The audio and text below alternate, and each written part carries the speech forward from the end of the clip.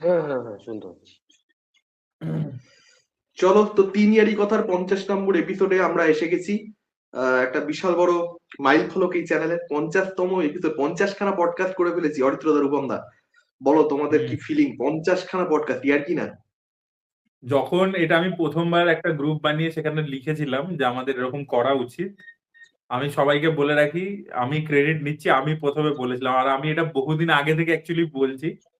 সেখানে সাগরনীল বলতে, দাদা আমরা কিন্তু সেম পেজে থাকতে হবে আমাদের, এরকম বলে বলে কাটিয়ে দিত। তো তারপর যাই হোক, ফাইনালি আমরা ডিসাইড করলাম যে হ্যাঁ এটার মধ্যে থাকবো, এ করবো, আমরা শুরু করব। তো তারপরে আমরা ফাইনালি শুরু করলাম প্রথমে। তো সেখান থেকে তখন আমরা কেউই ভাবিনি হয়তো যে 50টা এপিসোড হয়ে যাবে, 1 বছরের উপর হয়ে গেছে চলছে, লোকে জুড়েছে, দেখেছে। আমরা কয়েকটা ইন্টারভিউ করেছি যেগুলো খুব ভালো রেসপন্স পেয়েছে। খাদানের পরিচালক সুজিত দত্ত রিনো, বুম্বাদা, তারপরে আমাদের পুতুল নাচের ইতিকথা, সরি আমাদের পাটালিগঞ্জে পুতুল খেলা, হ্যাঁ ওটা, ওনার যে পরিচালক ছিলেন তার সাথে, সেইগুলো আর কি ভালো রেসপন্সও পেয়েছে। তো উই আর কোয়াইট হ্যাপি, মানে এটা আমি আমার তরফ থেকে বলছি, বাকিরা দুজন বলবে। তো তখন আর কি আমরা দেখো, ভাবিনি, আমরা শিওর ছিলাম না যে 1 বছর ধরে চলবে আর এত সাকসেসফুলি চলবে। আমার একটা চাপ ছিল এটাই যে আমরা সেম পেজে যদি না থাকি, যদি আমাদের সিনেমা নিয়ে বাওয়াল লেগে যায়, যে মতামতের অনৈক্য দেখতে পাওয়া যাচ্ছে, যেটা হবে আমি জানতাম, তো সেক্ষেত্রে সেটাকে নিয়ে অডিয়েন্সের রিসেপশনটা কিরকম হবে। তো একদম কোয়াইট অপোজিট যেটা দেখতে পেলাম, যে অডিয়েন্স ওটাই চায়, ওটাই এনজয় করে, যে মতামতের অনৈক্য হোক। মানে আমি যখনই মতামতের অনৈক্য হয় 3 জনের রিভিউতে, আমি দেখি কমেন্ট করছে 3 ইয়ারই জমবে। ঠিক আছে, আমি ভাবি যে এটা কি ভাই, মানুষজন এবারে বলছে 3 ইয়ারই জমবে, মানে চায় যে টাসেলটা হোক আর কি। তো এইটা একটা অদ্ভুত ব্যাপার, দর্শকেরা কেন মানে, হয়তো ওই এপিসোড গুলো এন্টারটেনিং হয়, মজা হয়, সেম পেজে থাকলে তখন মজাটা হয় না, সবাই একই ধরনের কথা বলছি, তখন জমে না আলোচনাটা, হতে পারে। তবে ডেফিনেটলি মানে ক্রেডিট এখানে অডিয়েন্সকে দিতে হবে, যে অনেক ধরনের মানে চড়াই উতরাইয়ের মধ্যে দিয়ে আমরা গেছি। প্রথমে একটা সার্টেন কোয়ালিটি আমরা দেবো ঠিক করেছিলাম, তারপরে আমরা বুঝতে পারলাম এ তো 2 পয়সা আশা, 2 পয়সা আশা ছেড়ে দাও, উল্টে 10 পয়সা চলে যাচ্ছে নিজেদের পকেট থেকে। ঠিক আছে, যেটা মানে আর কি ব্যয় করা মানে টু মাচ হয়ে যাচ্ছিল, এক্সেসিভ হয়ে যাচ্ছিল সত্যি বলতে। তারপর আমরা এখানে ফিরে আসি স্ট্রিম ইয়ার্ডে, এবং তারপরে দর্শক দেখেছে। হ্যাঁ ডেফিনেটলি আমরা শুরুর দিকে যে ভিউজটা পাচ্ছিলাম সেই ভিউজটা এখন অনেক ক্ষেত্রে পাই না। এবং এই এই এপিসোডটা অ্যাকচুয়ালি মানে কোথাও একটা আমি বলবো যে এটা একটা পরীক্ষামূলক এপিসোড। যদি এই এপিসোডটা সত্যিকারের সফলতা পায়, তাহলে কিন্তু হুম, আমাদের প্রচুর সিনেমা নিয়ে আলোচনা করবার রয়েছে, পুরনো সিনেমা হুম, নিয়ে। আমরা অ্যাকচুয়ালি প্রথমবার এসে 50তম এপিসোডে, আমি সত্যি বলছি, আমরা কাজের কাজ করছি। ঠিক আছে, কারণ আচ্ছা, 49টা এপিসোড জুড়ে আমরা অ্যাকচুয়ালি কিন্তু মানে হ্যাঁ ডেফিনেটলি সিনেমা নিয়ে আলোচনা করেছি, কিন্তু ধরে নাও এইটা এই টিজার বেরিয়েছে, ট্রেলার বেরিয়েছে, এই সিনেমাটা মুক্তি পেয়েছে, এবার আমরা একটা কাজের কাজ করবো। আমি খুবই খুশি যে আজকের এপিসোডটা আমরা করতে পারছি। আমি সব থেকে বেশি খুশি আজকে 50তম এপিসোডে এসে। রূপম দা বলো। ফাইনালের শেষের যে কথাটা, সেটার সাথে মানে আমি এরকম ভাবে ভাবিনি ব্যাপারটা, তবে এটা শুনে আমারও খুব ব্যাপারটা ভালো লাগছে এবং আমি এটার সাথে পুরো অ্যাগ্রি করি। কারণ আমাদের যখন তিনজনের দেখা হয়, মানে আপকামিং কি ছবি আসছে বা কি আপডেট, এই ট্রেলারটা কেমন লেগেছে, আমাদের ডিসকাশন সেগুলো নিয়ে হয় না। আমাদের ডিসকাশন হয় হচ্ছে এই ছবিটা দেখেছো, এই ছবিটা এরকম দেখানো হয়েছিল, এই সিকোয়েন্সটার কি মানে ছিল, এটা কেন ওরকম নয়, সেখানে খিল্লিও হয়, কিন্তু আমরা সিনেমা নিয়ে এরকম ভাবে আলোচনা করি। তো আজকে যখন আমরা এরকম একটা মানে রেকর্ড করছে একটা ভিডিও, যেখানে আমাদের আলোচনা রয়েছে, তিনজনের তিন রকম পারসেপশন রয়েছে, তো এটা শেয়ার করতে মানে আমিও বেশ এক্সাইটেড। আর আর একটা বিষয় হচ্ছে, এই 49টা আমাদের যে এপিসোড আগে এসেছে, তার মানে অডিয়েন্স খালি এপিসোড দেখেছে, কিন্তু অডিয়েন্স এর আরো একটা অধ্যায় জানে না। সেটা হচ্ছে আমাদের এই যে তিনজনের টাইম সিন করা, এটা যে কিভাবে হয়, মানে এটা আমি বলে বোঝাতে পারবো না। এবং সেখানে সব থেকে বেশি ঝোলাই হচ্ছে হয়তো আমি, মানে আজ সাগরনীল বললো যে আজকে করি চলো, অরিত্র বললো হ্যাঁ সকালে করি চলো, আমি বলি সকালে, সকালে না বিকালে, ঠিক আছে। এবার বিকালে আনলাম, ঠিক আছে আমাকে 10টা মিনিট দাও। তো আমি এই পুরো এটা আমার একদম বলছি, এটা আমার দোষ আছে অনেকটা। তবে তারপরেও না কোথাও একটা গিয়ে সময় হয়ে ওঠে না। 1 ঘন্টা আমাদের করতে হবে, একটা আলোচনা বড় করতে হবে, তার জন্য সময় বার করা রাখা, তারপরে রেকর্ড হলো, ভিডিও আপলোড হলো না, এরকম হাজারখানা সমস্যা হয়। আর নিজের চ্যানেল হলে কি হয়, ওই দায়ভারটা আমার, এটা হয়েছে, এটা আমার হয়েছে, চলো আমি এক্ষুনি আবার খেটে নেবো। কিন্তু 1 ঘন্টায় যে রেসপন্সিবিলিটি নিচ্ছে, তার ওপর যে এটা কি বড় চাপ, সেটা আমি বুঝি এবং আমরা তারপরেও এটা করে যাচ্ছি। আমি চাই এটা হয়ে যাক, তার কারণ আমার মনে হয় 3 ইয়ারই লোকে দেখতে পছন্দ করে। এবং আমরাও এই আলোচনাটা করে বেশ মজা পাই, আমাদেরও ভালো আরেকটা লাগে। যে আরেকটা যেটা খুব পজিটিভ ব্যাপার আমি এখানে দর্শকদেরকে জানিয়ে রাখতে চাই, একটা চ্যানেল একসঙ্গে চালানো, যে কোনো ধরনের একটা কাইন্ড অফ ব্যবসা, ঠিক আছে, ছোট ব্যবসা, ক্রিয়েটিভ ব্যবসা, কি যাই বলো, ব্যবসা, এবার সেইটা তিনজনে মিলে করা, এর কিন্তু বিহাইন্ড দ্য সিন অনেক ধরনের ঝগড়াও হতে পারতো, কিন্তু কোনো দিন হয়নি, একবারের জন্য হয়নি ঝগড়া। এইটা খুবই ভালো পজিটিভ ব্যাপার। মানে আমি বলবো এখানে তিনজনেরই ম্যাচুরিটি, যে আমরা একে অপরের অসুবিধা, অনেকদিন আমার অসুবিধা ছিল একটা, আমি বলছি সেপ্টেম্বর মাসটা আমার টোটাল অসুবিধা ছিল, সেখানে অরিত্রদা রূপমদা সেটা বুঝেছে। অনেক ক্ষেত্রে রূপমদার অসুবিধা থেকে আমরা বুঝি, অনেক ক্ষেত্রে অরিত্রদার অসুবিধা থেকে আমরা বুঝি। তো এই আন্ডারস্ট্যান্ডিংটা মানে এটা মানে ডেফিনেটলি মানে কুডোস আর কি, তিনজনকেই আমি এটাই করবো। আর একটা ক্রেডিট আমিও এখানে নিয়ে নেবো, অরিত্রদার একটা ক্রেডিট যখন নিল আমি একটু নিয়ে নিই বার খেয়ে, সেটা হচ্ছে যে আমি কিন্তু সব থেকে বেশি মানে আমি বলবো যে মানে এফোর্ট দিই, যে আজকে করো, আজকে এখন হবে, এখন হবে, সময় বের করা সব থেকে বেশি যেটা করে সেটা হচ্ছে আমি, যে এটা কোনো মতে মানে সেটা কি, যে সত্যি কথা। একটা একটা এটা সত্যি নাম্বার অফ কথা, ভিডিও ধরতেই হবে চ্যানেলে, হ্যাঁ একটা ডিসিপ্লিন থাকতে হবে, এটা আমি একদম জোর দিই আর কি। তো ভালো লাগছে যে 50তম এপিসোড, আমি ভাবিনি কোনোদিন, অরিত্রদার সঙ্গে একদম একমত হচ্ছে দেখে খুব ভালো লাগছে, এবং আমি খুবই এক্সাইটেড। চলো আলোচনাটা স্টার্ট করা যাক এবার বিশাল আর ভারত আজকে। না না, আমি জাস্ট একটা জিনিস আছি, যেহেতু টক্সিকের টিজার বেরিয়েছে, তাই জন্য আমি বলছি যারা এরকম কমেন্ট করছে দ্য ক্র্যাকস আর ভিজিবল, তাদেরকে আমরা 100 নম্বর এপিসোডে আমার এসে এটাকে রিপ্লাই দেবো, দ্য ক্র্যাকস আর একদম ভিজিবল। একদম একদম একদম। আর যদি না যদি আমি না যখন যদি না ততদিনে যদি না ততদিনে অরিত্রদা রূপমদা মানে খুব বড় ডিরেক্টর হয়ে গেল, হ্যাঁ, বাংলা সিনেমা 50 কোটি ব্যবসা ট্যাবসা করে ফেললো, হ্যাঁ, কেউ বলে বিপ্লবী, কেউ বলে ডাকাত, আর রূপমদার আপকামিং কোনো প্রজেক্ট, তখন তো আর 3 ইয়ারই হবে না, তখন তো আর, তা না হলে 100তম এপিসোড ডেফিনেটলি আসবে।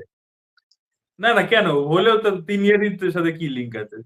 কোনো ঠিক নেই বাবা, তুমি এমন বড় ডিরেক্টর হয়ে গেল, রূপমদা এমন বড় ডিরেক্টর হয়ে গেল যে আর 3 ইয়ারই করে কি হবে, হ্যাঁ 3 ইয়ারই। না, না, না। ওটা ওটা আমি বাংলা একটা ইন্ডাস্ট্রিতে হবে না আমি ওরকম। এখানে আমি এখানে একটাই কথা বলতে চাই, আমরা ডিরেক্টর হলাম বা সময় দিতে পারলাম না আলাদা ব্যাপার। আপনারা এটা কিন্তু অবশ্যই দেখতে পেতে পারেন যে একজন সুন্দরী নায়িকার সাথে সাগরনীল সুন্দর করে একটা ডেটে গেছে এবং ডেটে হাত ধরে একটা ছবি দিয়েছে, ঠিক আছে, এটা হ্যাঁ আপনারা হ্যাঁ দেখতেই পারেন, এবং হ্যাঁ সেটার জন্য হ্যাঁ সাগরনীলের সময় হচ্ছে না। যাই হোক, হ্যাঁ আমরা হ্যাঁ এবার হ্যাঁ আলোচনায় সেই আসি, তো। আলোচনায় আসি। আর না না, আমি একটা জিনিস জাস্ট বলতে চাই, আমরা এই ভিডিওতে টার্গেট করছি যে আমাদের 15,000 ভিউজ এর উপর হতে হবে, এবং অ্যাটলিস্ট 3,000 লাইকস বা 2,000 লাইকস এরকম আমরা এক্সপেক্ট করছি সিরিয়াসলি। বিকজ একটা লেজেন্ডারি ডিরেক্টর বিশাল ভারদ্বাজ, তার 3টে লেজেন্ডারি কাজ আমরা ডিটেলে আলোচনা করবার চেষ্টা করব। তো আমরাও চাইবো, দেখুন এইটা কেন এক্সপেরিমেন্টাল, সাগর নীল যেটা বলছিল, যে আমরা অ্যাকচুয়ালি পুরোনো ক্লাসিক ছবি নিয়ে অনেক বেশি কথা বলতে চাই, বাট দেখুন আমাদের এই যে চ্যানেলটা চালানোরও তো একটা ব্যাপার আছে, সেটা একটা ইকোনমিক্স আছে। তো যদি আমরা ভিউয়ারশিপ না পাই, তাহলে আমাদের পক্ষে কন্টিনিউ করা পসিবল হবে না, তখন আমাদেরকে লেটেস্ট জিনিসপত্র নিয়ে কথা বলতে হবে, স্পিরিট নিয়ে কথা বলতে হবে, সন্দীপ রেড্ডি বাঙাকে নিয়ে কথা বলতে হবে, সেটাও মানে করতে চাই আমরা, কিন্তু খালি তাহলে আমাদেরকে ওগুলো নিয়ে মানে কমার্শিয়াল জিনিসপত্র নিয়ে কথা বলে যেতে হবে। বাট আপনাদের ওপরই পুরো ডিপেন্ড করছে যে আপনারা যদি এই ভিডিওটাকে সেই ভিউয়ারশিপটা দেন, সেই যদি আমরা দেখি যে না ওটা ভালো হয়ে আসছে, তাহলে আমরা ডেফিনেটলি কন্টিনিউ করবো আর কি। এটা আমি দর্শকদেরকে বললাম, দর্শকদেরও তো একটা রেসপন্সিবিলিটি আছে। তো যাই হোক, আমরা আলোচনা শুরু করি, বিকজ আমার মনে হয় না যে বাংলাদেশে পুরোনো ক্লাসিক ছবি নিয়ে বেশি আলোচনা হয়, ইত্যাদি হয়। তো সেটা আমরা শুরু করছি আজ থেকে। আমরা একটু লেট হয়ে গেছে, 1 বছর ধরে আমরা এটা মানে করবো করবো করবো অনেকবার বলেছি, বাট ফাইনালি আজকে শুরু হচ্ছে। তো প্রথমে আর কি আমরাও মানে যেভাবে বিশাল ভারদ্বাজ বানিয়েছেন ওইভাবেই একের পর এক আসি। তো প্রথমে মকবুল দিয়ে শুরু করছি, এটা ওনার প্রথম উনি বানিয়েছিলেন, মানে শেক্সপিয়ার ট্রিলজির প্রথম ছবি ওনার। তো মকবুল, রূপমকে দিয়ে শুরু করব। তোমার কি মানে প্রথমবার কবে দেখেছিলে, কি এক্সপিরিয়েন্স ছিল, প্রথমবারই বুঝতে পেরেছিলে কিনা, সেটা সেটা যদি একটু বল। দেখো, আমি মাকবুলের আগে মানে আমি দেখেছি ওমকারা, মাকবুল আমি পরে দেখেছি, এবং আমি বলছি তোমার অনেক বছর আগেরই কথা, মানে আমি মাকবুল সম্পর্কে জেনেছি হচ্ছে ওমকারা দেখে। আমি যখন মাকবুল দেখেছি তখন আমার এই ছবির মেকিং এর যা গল্প আছে আমি সেগুলো একটু বলবো, এবং হচ্ছে ছবির যা ধ্যান ধারণা, এটাকে আমি এতটা বুঝে ছবিটা দেখিনি একদম। অনেস্টলি বলছি, ছবিটা যখন আমি দেখেছি আমি কিন্তু এটা একটা গ্যাংস্টার ফিল্ম হিসেবেই অ্যাবজর্ভ করেছি। আমার এই ছবিটা কিন্তু দেখে ওরকমই মনে হয়েছে প্রথমবার দেখে। কিন্তু যেটা ছবিটার ক্ষেত্রে আমার মানে এই ছবিটা দেখা বা হচ্ছে ওমকারার ক্ষেত্রে যেটা হয়েছিল, সেটা হচ্ছে এটা হয় না যেটা ক্যারেক্টার, সেই ক্যারেক্টার তোমার হচ্ছে একটা সিচুয়েশনে এসে লোভ, বা তোমার যে জনি গদ্দারেও আছে যে একটা অ্যাচিভ করে ফেলছে, কিন্তু অ্যাচিভ করার পর সেটা করলো বা তাকে কেউ কন্ট্রোল করে নিচ্ছে, তার হয়তো এক্সিস্টেন্সই নেই, এই যে বিষয়টা, এটা কোথাও একটা গিয়ে আমি এই ছবিটার মধ্যে বুঝতে পেরেছিলাম, যেটা ডিপার্টেড দেখলেও হয়। তো আমার ওই একটা জিনিস কোথাও একটা গিয়ে মনে হচ্ছিল যে এটা অল্প অল্প বুঝতে পারছি, কিন্তু পুরো বিষয়টা কখনো পরিষ্কার হয়নি। কিন্তু তারপর যখন জানলাম যে মকবুল ছবির রেফারেন্সেস কি, এই ছবিটা ম্যাকবেথ থেকে কিভাবে ইন্টারপ্রেট করে বানিয়েছে, বিশাল ভারদ্বাজের পয়েন্ট অফ ভিউ কি ছিল, সে কিভাবে দেখিয়েছে, তখন আমি যেটা প্রথম নোটিস করলাম অরিত্র, সেটা হচ্ছে ছবির ওপেনিং সিন, যেখানে একটা গাড়ির মধ্যে বসে কাচের মধ্যে বৃষ্টি পড়ছে, এরকম করে ছক আঁকা হচ্ছে এবং মুম্বাই শহরটা বলা হচ্ছে। আমি তখন ওই ওপেনিং শটটা তো আগেও দেখেছি, কিন্তু ওটা যে মানে যে ইম্প্যাক্ট ফেলছে আমার উপরে, আমি আমি পুরো স্টান দেখে এটা, আরে ভাই এটা কি, আচ্ছা এরকম ভাবে গল্পটা, এবং ছবিটা যেখানে গিয়ে শেষ হচ্ছে দুর্দান্ত। যেখানে হচ্ছে ইরফান খান হচ্ছে মিয়া মকবুল এভাবে বসে আছে টেবিলে, এবং ওরা বলছে যে এখনো তো আমার ক্যারেক্টারটার নাম মনে নেই, পীযূষ মিশ্রের ক্যারেক্টারের নাম মনে নেই, যে ওরা এখনো আসেনি, এবং ও খালি চোখটা এরকম শিফট করবে, যেটা নিয়ে বিশাল ভারদ্বাজ পরে লাল্লান টপে বলেছিল যে ইরফানকে অডিশন নেবে এই ধক কার আছে, আর ইরফানের চোখ আমাদের হয়ে মকবুলে কথা বলেছিল। ছবিটা দেখার সময় মনে হয় যে সত্যি ইরফানের চোখ কথা বলে। যখন টাবুর ক্যারেক্টারটা ওকে বলে ওই জায়গাটায় ছাদের মধ্যে যে আমি রোজ বাচ্চাটার কান্না শুনতে পাই, ওকে তো বলতে হবে যে আমরাই ওর বাবাকে মেরেছি। ইরফান দেখবে সঙ্গে সঙ্গে রিয়াক্ট করে না, শুনে নেয়, তারপরে ঠাটিয়ে চড় মারে আমি ওর বাবা। তো এই যে একটা ক্যারেক্টারের যে ক্রাইসিস, এই ক্যারেক্টারটার যে ভয় পাওয়া, এবং ঠিক একটা কুরবানি সিন আছে, রক্তটাকে দেখতে পেলেও, তো এটাকে যেভাবে ইন্টারপ্রেট করেছে, ওর ফিয়ারটাকে যেরকম ভাবে, দুর্দান্ত। এবং হচ্ছে ছবির এন্ডিং সিকোয়েন্স ব্যাপক, ছবির ব্যাকগ্রাউন্ড স্কোর, পারফরমেন্স। একটা বিষয় হচ্ছে এই ছবিটা কিন্তু প্রথমে ভাবা হয়েছিল কামাল হাসানকে নিয়ে, কামাল হাসান ছবিটা করেনি, এবং কামাল হাসানকে নিয়ে না না আবার না না নাসিরুদ্দিনের সাথে না না কামাল হাসানকে নিয়ে ছবিটা করবে ঠিক করেছিল, বাট কামাল হাসান চেয়েছিল যে দুটো ল্যাঙ্গুয়েজে করবে, মানে হিন্দিতেও করবে হ্যাঁ, তামিলেও করবে, মানে না বাইলিঙ্গুয়াল লোকেশনের হবে। একটা সমস্যা ছিল, না লোকেশনের একটা সমস্যা ছিল, যে প্রেক্ষাপটটা বিশাল ভাবছিল মুম্বাইতে, এটা পুরো মুম্বাইতে করবে, এটা কামাল হাসান চাইছিল না, মুম্বাইতে বলছিল ছবিটা মুম্বাইতে শুট হবে না, সেটা সমস্যা ছিল একটা। এবং হচ্ছে আরেকটা সমস্যা ছিল যেটা, সেটা হচ্ছে ওরা ইনিশিয়ালি কে কে মেননকে আবার ডেট দিয়ে দিয়েছিল। কে কে মেনন তখন হচ্ছে এই ছবিটা পছন্দ ছিল কে কে মেননের, আরে বিশাল ভারদ্বাজ করছে এমনি পছন্দ হয়ে গেছিল। না না কে কে কে কে মেনন একটা মেনন অন্য ছবি সাইন করে ফেলেছিল। হ্যাঁ ডিলে হচ্ছিল ছবিটা, তখন হচ্ছে মানোজ বাজপেয়ী এতবার ফোন করেছে ওকে, বিশাল ভারদ্বাজকে, যে মানোজ বাজপেয়ীকে ও বলছে মানে তুমি সত্যা করে নিয়েছো, আমি কাউকে রিপিট করতে পারবো না। দেন ও ইরফানই ঠিক করে। আর নাসিরুদ্দিনের ক্যারেক্টারটা নাসিরুদ্দিনের করার কথা ছিল ক্যারেক্টারটা, পঙ্কজ কাপুরের ক্যারেক্টারটা, আর পঙ্কজ কাপুরের করার কথা ছিল হচ্ছে পীযূষ মিশ্রার ক্যারেক্টারটা। তো যখন ওরা ওয়ার্কশপ করতো, নাসিরুদ্দিন তো পুরো অ্যারেঞ্জ করতো ওয়ার্কশপটা, নাসিরুদ্দিন নিজেদের মধ্যে বলে যে আমরা এটা করি, পঙ্কজকে ক্যারেক্টারটা দাও, পঙ্কজ আমার থেকে বেটার করবে। তো ওরা নিজেদের মধ্যে আর এই চরিত্রগুলো কামাল হাসানের সাথে করতে অ্যাকচুয়ালি বারণ করেছিল, নাসিরুদ্দিন শাহ বারণ করেছিল বিশাল নাসিরুদ্দিন ভারদ্বাজকে। বারণ করেছিল যে তুমি ওর সাথে হ্যাঁ কথা বললে আমি কিন্তু এটা থেকে বেরিয়ে যাচ্ছি। হ্যাঁ, তার কারণ হচ্ছে কামাল হাসান অ্যাকচুয়ালি নিজে প্রচন্ড বেশি ইনভলভ হয়ে যায়, নিজে ডিরেক্টোরিয়াল জিনিসপত্র টেক ওভার করে নেয়। তো সেই একটা ব্যাপার যেহেতু ছিল, সেই কারণেও বিশাল ভারদ্বাজকে বারণ করেছিল নাসিরুদ্দিন শাহ যে কামাল হাসানের সাথে করো না। আমি আমি ঠাগ লাইফ দেখার সময় জিনিস বলেছিলাম, তোমরা একটা নোটিস করেছো ঠাগ লাইফের যে পুরো প্লটের যে ট্রুপটা, যে গল্পটা যেরকম ভাবে ওর একজনকে রাখা আছে, ওর মেয়ে তার সাথে একজনের প্রেম, পুরো এই ম্যাকবেথের, বিষয়টা হ্যাঁ। কিন্তু একদম পুরো ম্যাকবেথের। এবং যেরকম ভাবে আমার মনে হয়, আমি আমি তখন বলছিলাম যে কামাল হাসান সে এটা করতে পারেনি, এই মণিরত্নমের ছবিটা দিয়ে নিজের ইচ্ছেটা পূরণ করে নিয়েছে।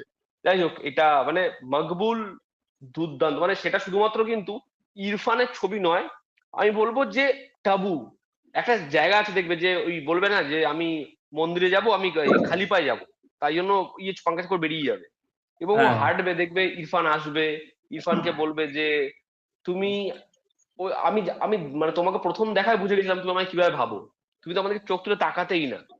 ওই যে না না জায়গাটা ইভেন কি ফ্র্যাঙ্কলি, ওই জায়গাতে একটা গান আছে, একটা আউটস্ট্যান্ডিং একটা গান আছে, তু মেরে রুবরু হ্যায়। ওই গানটা, ওই তুমি যে মোমেন্টটা বলছো তাবু ও হেঁটে যাচ্ছে খালি হ্যাঁ পায়ে, ওই জায়গাতে ওই গানটা আসে, ওই গানটা আউটস্ট্যান্ডিং, মানে ওই সিচুয়েশনটাকে এত সুন্দর করে ওটা বুঝিয়ে দেয়। মানে বিশাল ভারদ্বাজ তো গানগুলোর লিরিক্স গুলো তুমি যদি নোটিস করো এত সুন্দর করে সিচুয়েশনে ফিট করে, যেহেতু উনি নিজে মানে মিউজিক ডিরেক্টরও, তো উনি এমন Positive, ভাবেই হ্যাঁ। প্লেসমেন্টটা করেন গানের, তুমি দেখবে গানটা পুরো গল্পটাকে মানে ডেপিক্ট করে দিচ্ছে, যেটা অন্য ফিল্মে অনেকেই পারে না আর কি। মানে খুব কমই ফিল্ম মেকার আছে যারা গান দিয়ে গল্প এত সুন্দর, মানে ভিজুয়ালটাও এগিয়ে নিয়ে যাচ্ছে, প্লাস লিরিক ওয়াইজও এগিয়ে নিয়ে যাচ্ছে ব্যাপারটা। ওই আমার গানটা খুব মাকবুলের ভালো। ওই দরগাতে মাকবুলের গানটা দুটো হচ্ছে। শট মাকবুলের দুটো শট অরিত্র সাগর নীল আমার ব্যাপক লাগে। একটা হচ্ছে যখন হচ্ছে ওই ইয়ের লোগোটা দিয়ে ও দেখবে হচ্ছে ওর বাচ্চাটাকে এরা কোলে নিয়েছে, এবং ওটা ওটা করার আগে হচ্ছে ও বন্দুকটা বের করে নেবে, এবং যখন দেখবে ওই ছেলেটা ওকে চুমু খেলো বাচ্চাটাকে, বন্দুকটা ফেলবে, এবং শটটা যেভাবে রেখেছে, ওই যে ওই ফাঁক থেকে ও দেখছে এবং আস্তে আস্তে যে পুরো চেঞ্জ হলো এক্সপ্রেশনের দুর্দান্ত। এবং আরেকটা হচ্ছে টাবু টাবু বলবে যে ঘরের মধ্যে রক্ত, ঘর ধোও না, জামা কাপড় ধোও না, তুমি জামা কাপড় কাচো না, আমি পরিষ্কার করবো এক্ষুনি। ও তখন বুঝে যাবে, এবং ও এরকম ভাবে দেওয়ালে পিঠ থেকে আস্তে আস্তে আস্তে বসবে। তুমি দেখবে রিফ্লেকশন শটে, যেহেতু ওর এটা হয়ে গেছে অলরেডি, ওই পাথ থেকে হেঁটেছে, রিফ্লেকশনে ওখানে ইরফানকেও দেখা যাচ্ছে, কিন্তু সামনে কিন্তু টাবু নেই, টাবুকে রিফ্লেকশনে দেখা যাচ্ছে। যেই টাবু এলো ওর কাছে, ওর কোলে শুয়ে পড়লো, তখন দুজনকে শুধুমাত্র আয়না রিফ্লেকশনে দেখা যাচ্ছে। কি অপূর্ব মেটাফর, না, দুর্দান্ত। তুমি যে দুটো সিন বললে এর বাদে আমি দুটো সিন বলবো যেখানে আমার মেকিং মানে ক্যামেরা ওয়ার্ক বা লাইটিং আউটস্ট্যান্ডিং লেগেছে। একটা হচ্ছে আব্বাজিকে মারার যে সিনটা, আব্বাজিকে যখন মারে তখন দেখবে একটা বাইরে সেই মেঘ ডাকছে, মেঘ মানে বিদ্যুৎ চমকাচ্ছে, একবার আলো একবার অন্ধকার, একবার আলো একবার অন্ধকার, স্ট্রোব এফেক্টের মতো পুরো লাইটিং করেছে। এবং ওখানে প্রথমে আব্বাজিকে ভিতরে মারে, তারপর বাইরে এসে গার্ডার হাতে বন্দুক দেয়, ওকে মারে। ওই পুরো সিনের যে স্টেজিংটা আউটস্ট্যান্ডিং। আর একটা হচ্ছে লাস্ট যে অ্যাকচুয়ালি শটটা যখন মাকবুলকে মারে। আমি এক সেকেন্ড, আমি এখানে ইন্টারাপ্ট করে নাহলে ভুলে যাবো পরে। হ্যাঁ, ম্যাকবেথে যে বিবরণটা রয়েছে রাজা ডানকানকে মারার, হ্যাঁ, সেইখানে যেভাবে দৃশ্যটা মানে শেক্সপিয়ার লিখেছে, সেটার ওর থেকে ভালো অ্যাডাপ্টেশন, সিনেমাটিক অ্যাডাপ্টেশন আর হতে পারে না বোধহয়। বিশাল ভারদ্বাজ নিজের বেস্টটা মানে দিয়ে দিয়েছে ওই পার্টিকুলার দৃশ্যটাতে, কারণ ওটার মধ্যে না একটা হররের ভাইব রয়েছে। ওই পার্টিকুলার এপিসোডটা তুমি দেখো, ওটা কিন্তু ভয়ের। আর তুমি দেখবে তার বিল্ড আপটা, যে এবার যে মাকবুল এই ইনস্যানিটির দিকে ধীরে ধীরে যাবে, ওর বিল্ড আপটা কিন্তু মানে মারার পর থেকে আসছে না, কিন্তু তুমি দেখবে তার আগেই একটা সিন আছে যেখানে ও রক্তটা দেখতে পায়, জমাদারটা ঝাঁট দিচ্ছে, দেখবে রক্ত দেখতে পায়। মানে এই যখন থেকে ও ডিসাইড করেছে মারবে, তখন থেকে গিল্টটা অলরেডি হ্যাজ কিকড ইন।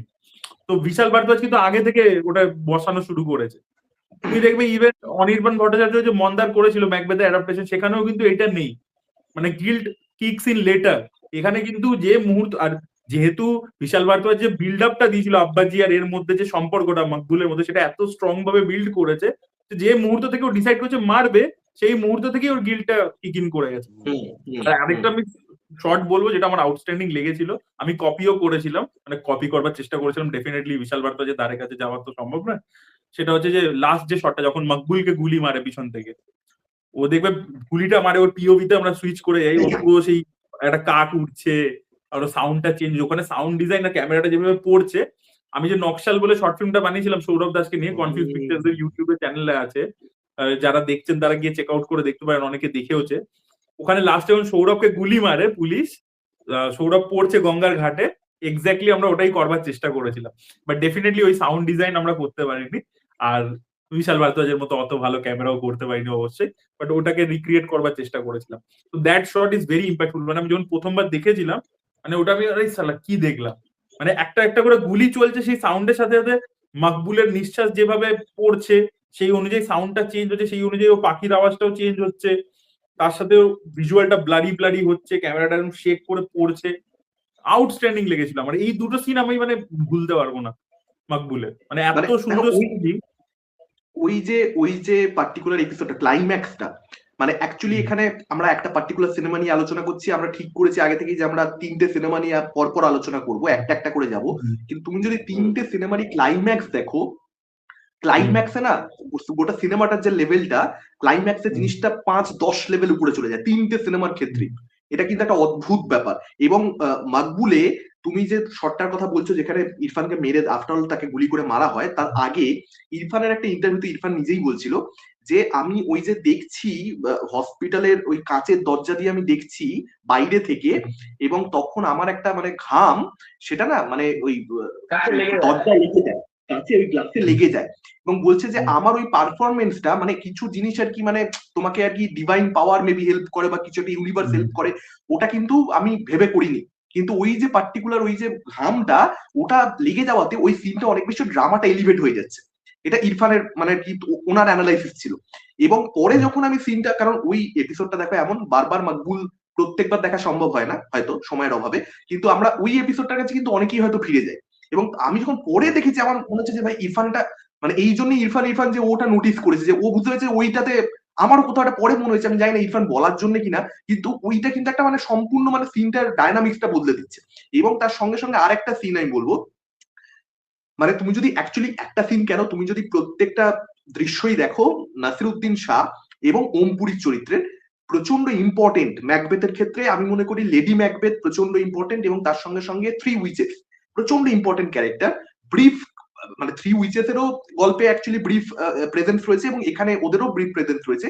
কিন্তু এটাকে যে অ্যাডাপ্ট এভাবে করা যায় যে থ্রি উইচেসকে আমি দুটো পুলিশ অফিসার বানিয়ে দেবো, এবং ওই ওই যে একটা একটা একটা একটা সার্কাস্টিক একটা হিউমারের টোন মেনটেন করে ওই দুটো ক্যারেক্টারকে প্রেজেন্ট করা, এবং দুজন অভিনেতা যেভাবে কনভিনসিংলি বিষয়টাকে পুল অফ করেছে, সেটা মানে যা ভাবা যায় না। মানে এটা বিশাল বারাদ্দাজের পক্ষে সম্ভব যে আচ্ছা ঠিক আছে আমি ওই ওয়ার্ল্ডে রেখেছি ওরকম, আমি এই ওয়ার্ল্ডে দুটো পুলিশ অফিসার রেখে দেবো এবং তারা ভবিষ্যৎবাণী করবে যে তুই এরকম হবি। না না, আরেকটা জিনিস কি, তুমি দেখো একটা সিন আছে যেখানে দেখবে ওরা দুজন ভবিষ্যৎবাণী করছে যে মানে ব্যাংকোর যে ছেলে, মানে যেটা পীযূষ মিশ্রার যে ছেলে পরবর্তীতে রাজা হবে, ওই জায়গাতে ইরফানের এক্সপ্রেশনের সুইচটা দেখবে। ইরফান এরকম বসে বসে শুনছে শুনছে, ওরা মজা করছে নিজেদের মধ্যে, হুট করে এক্সপ্রেশনটা যা চেঞ্জ করে, ওর যে এক্সপ্রেশনটা সুইচ করে না, মানে দেখ আবার আবার পরের মোমেন্টে আবার চেঞ্জ করে নেয়। মানে একটা মোমেন্টের জন্য ওর মধ্যে জেলাসিটা, মানে ও যে অলরেডি চাইতো মানে আব্বাজির জায়গাটা, সেটা যেন কোথাও একটা রিফ্লেক্ট করে আসে যে ও খুব লয়াল, বাট কোথাও একটা মনের কোনায় কিন্তু ছিল ব্যাপারটা, ওইটা এক সেকেন্ডের জন্য আনে দিয়ে ওইটা ইরফান খানই পারবে, মানে ওই যে এক্সপ্রেশন সুইচটা। আর আমি থ্রি উইচেস কনসেপ্ট নিয়ে বলতে চাই, মানে আমি একটা পুরোনো বিষয় টেনে আনছি, সেটা হচ্ছে মন্দারের ক্ষেত্রে আমার একটা ক্রিটিসিজম ছিল, আমার ওখানে যে থ্রি বিচের যে ওই মজনু বুড়ি যে ক্যারেক্টারটাকে দেখিয়েছিল অনির্বাণ ভট্টাচার্য, আমার ওটা ভালো লাগেনি। আমার মনে হচ্ছিল যে এটা কেমন ফ্যান্টাসি জোনের মধ্যে অপারেট করতে শুরু করছে, আমার ওটা ভালো লাগেনি। এবং আমি বলছি যে মানে মকবুলও আসার আগে সন্তোষ শিবন অশোকা সিনেমাটা করেছিল শাহরুখ খানকে নিয়ে। এবার সেই অশোকাতে তুমি দেখবে থ্রি উইচের কনসেপ্টটা ব্যবহার করেছে। ওখানে দেখবে তিনটে মগধের সৈন্য থাকে, জনি লিভার একটা রঘুবীর যাদব থাকে, আর একজন থাকে। ওরা তিনজন মিলে হচ্ছে সারাক্ষণ ওরা কমেডি করে, তিনটে মানে সৈন্য, মগধের সৈন্য, ওরা কমেডি করে, নিজেদের মধ্যে হাসি ঠাট্টা করে, এবং ওরা প্রেডিক্ট করে যে রাজা সুসীম হবে নাকি অশোক হবে। তো সন্তোষ শিবন কিন্তু অশোকার মধ্যে ওই থ্রি উইচের কনসেপ্টটা খুব সুন্দর করে ইমপ্লান্ট করেছিল, এবং সেখানে মানে হিউমার এনেছিল, এবং ওদেরকে ওই সৈন্য দেখিয়েছিল যে সৈন্যদের কাছে নিজেদের মধ্যে খবরটা সার্কুলেট হচ্ছে, তার ভিত্তিতে ওরা নিজেদের মধ্যে একটা আলোচনা করছে যে কে রাজা হবে, অশোক রাজা হবে নাকি সুসীম রাজা হবে। তো মিলিউর মধ্যে সেট করাটা কিন্তু আমার অশোকাতেও খুব ভালো লেগেছিল। মকবুলের ক্ষেত্রে তো পুলিশ যারা আন্ডারওয়ার্ল্ডের সাথে কাজ করছে, তারা তাদেরকে ক্লোজলি চেনে, তো তাদের ইনফরমেশন ওদের কাছে অলরেডি আছে, সেই অনুযায়ী প্রেডিক্ট করছে যেহেতু এদের কাজ দেখেছে। আরেকটা ছবি আছে, আরেকজন পরিচালক, সাউথের পরিচালক, উনি ডাইরেক্ট মানে অ্যাডাপ্টেশন করেননি শেক্সপিয়ারে, বাট ওনার ছবির মধ্যে বিভিন্ন সিনসে ওটা উঠে আসে। সেটা হচ্ছে ওয়াডা চেন্নাই ছবিতে ভেটরি মারান। ওয়াডা চেন্নাইতে দেখবে একটা থ্রি বিচের মানে থ্রি বিচ না, একজন ভদ্র মহিলাকে দিয়ে দেখায়, ও বারবার দেখবে ও বলে ধানুষকে নিয়ে যে ধানুষই পরবর্তীকালে এদের মাথার উপরে উঠে বসবে, দেখবে আগে থেকে মানে এ করে। বাট ওই মহিলাটাকে কিন্তু যেভাবে ব্যাক স্টোরি দিয়েছে, যেভাবে মিলির মধ্যে সেট করেছে ভেটরি মারান, ওই মহিলাটা প্রেডিকশনটা করতে পারে, মানে কারণ ওই গ্যাংস্টারদের ওয়ার্ল্ডটাকে অনেকদিন ধরে দেখছে, অবজার্ভ করছে আর কি, অ্যাজ এ ন্যারেটর টাইপের। তো সেটা খুব ভালো লেগেছিল। প্লাস যেরকম ব্রুটাস যেভাবে মেরেছিল ওরকম একটা সিনও ছিল বড়া চেন্নাইতে, তোমরা জানো আমির সুলতানকে যখন মারে ওরা সবাই মিলে। তো ভেটরি মারানের বিভিন্ন কাজের মধ্যেও কিন্তু শেক্সপিয়ারের এলিমেন্টস উনি ইউজ করে থাকেন। ইভেন ওনার যে প্রথম একটা ছবি আছে পোল্লা ধাবান বলে ধানুষকে নিয়ে, সেটাতেও দেখবে ওর ভাইটা ভাইকে মারে, তখন আর কি ওটা মানে ওই ব্রুটাসের যে স্ট্যাবিং ওটার সিনটা আছে, মানে ওরকম টাইপেরই সিন একটা আছে। তো এই থ্রি বিচের কনসেপ্ট আমার এই তিনটে ছবিতে খুব ভালো লেগেছিল, অশোকা, ডেফিনেটলি মকবুল, এবং আরেকটা হচ্ছে এতে এই ওয়াডা চেন্নাই। তোমাদের থ্রি বিচের কনসেপ্টটা কিরকম লেগেছিল মন্দারের ক্ষেত্রে বা এই ছবিগুলোর ক্ষেত্রে? দেখো আমার মাকবুলের ক্ষেত্রে আমার দুর্দান্ত লেগেছিল, মানে ব্যাপক লেগেছিল। এবং সব থেকে যেটা ভালো লেগেছে সেটা হচ্ছে দেখবে সারা ছবিতে ওমপুরীর যে ক্যারেক্টার, ও নাসিরুদ্দিনকে বোঝায় যে সামান্তার বাজায় রাখনা হ্যাঁ, ঠিক আছে, লাস্টে ও ছেড়ে দেয় এবং ওমপুরী বলে আরে ওকে ছাড়লি কেন, তখনও বলে সামান্তার বাজায় রাখনা হ্যাঁ। তো ওই যে জায়গাটা না দারুণ। এবং আমি আরেকটা সিন বলবো, দেখবে যখন হচ্ছে ইয়ে বলবে কি ইরফান বলবে যে আমি গিয়ে ওই পুলিশ অফিসারের মাথাটা কাটবো, ওকে মারবো, ওকে মারতেই হবে। পঙ্কজ কাপুর আসবে, কোনো কথা বলবে না, হাতটা ধরে বাড়ি নিয়ে চলে যাবে, চল।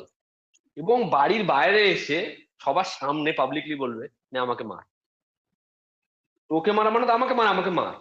আমি তোমাকে বলছি মানে ওই সিনের যা ইম্প্যাক্ট, একটা সিন ওই লেভেলের ড্রামা ক্রিয়েট করতে পারে, যে দুজনের বন্ডিংটা কি লেভেলে, এবং তখন ও হাত ধরে চুমু খেয়ে কাঁদে। এবং আমি একটা জিনিস বিশাল বিশাল ভারদ্বাজের ফিল্ম মেকিং এ বলতে চাই, এটা মানে এটা ভারদ্বাজকে একটা প্রশ্ন করা হয়েছিল, কিন্তু প্রশ্নটা না মানে আমি বুঝতে পারছিলাম প্রশ্নটা ঠিক নয়।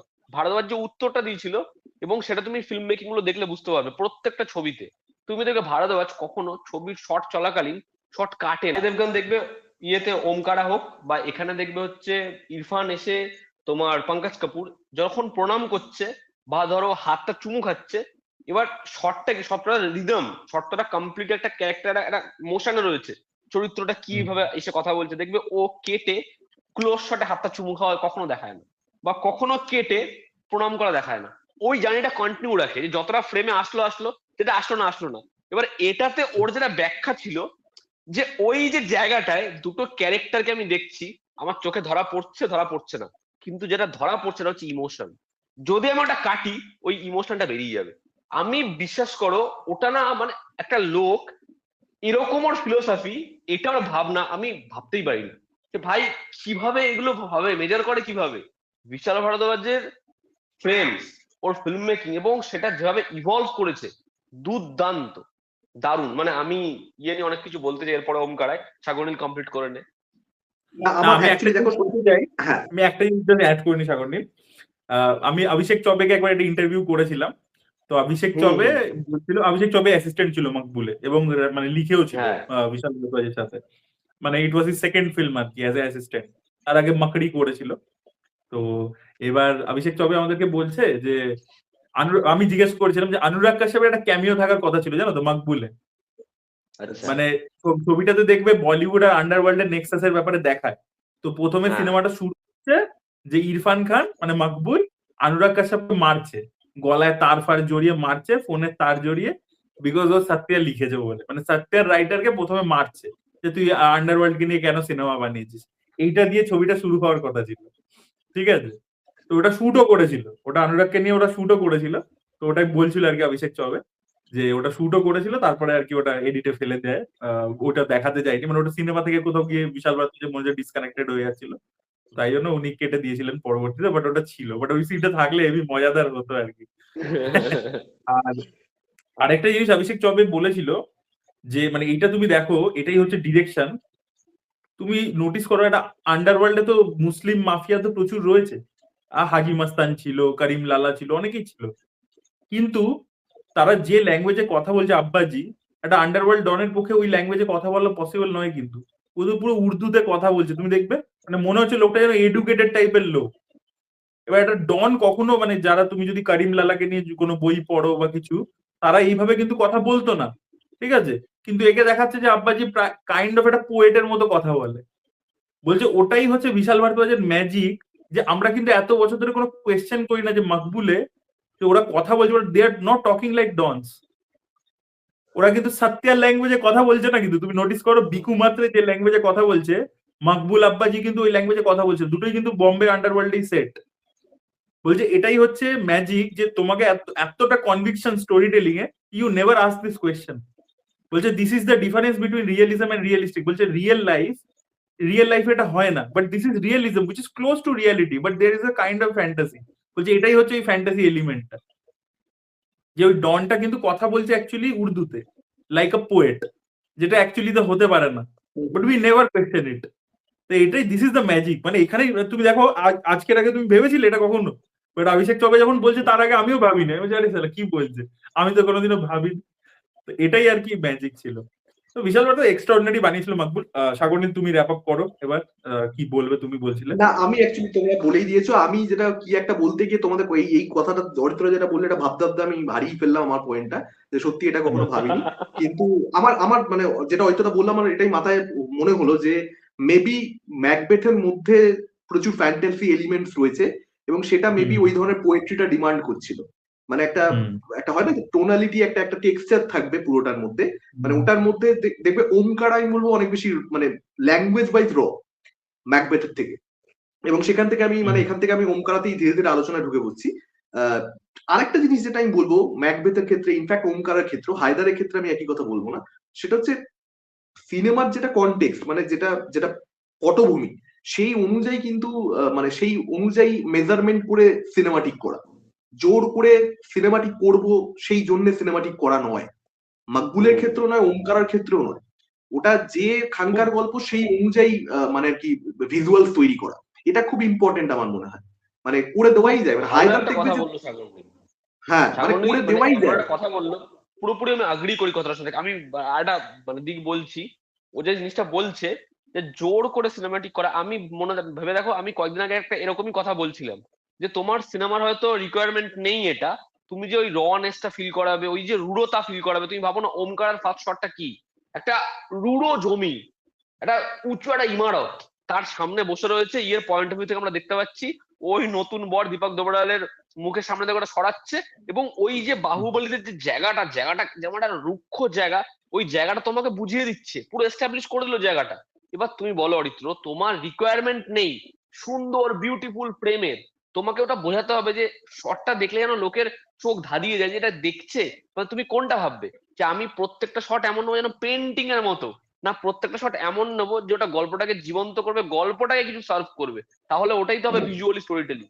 সাগরনী মানে খুব ভালো একটা কথা বলেছে। বল বল বল, ইনফ্যাক্ট কন্টিনিউ কর। ইনফ্যাক্ট তুমি দেখবে যে অনুরাগ কাশ্যপের গ্যাংস অফ ওয়াসিপুর এই এই তত্ত্বটাকে যতটা মেনটেন করে, নিশাঞ্চি ওই টেক্সচারটাই প্রয়োজন, কিন্তু নিশাঞ্চি দেখবে একটু পলিশড হয়ে গেছে।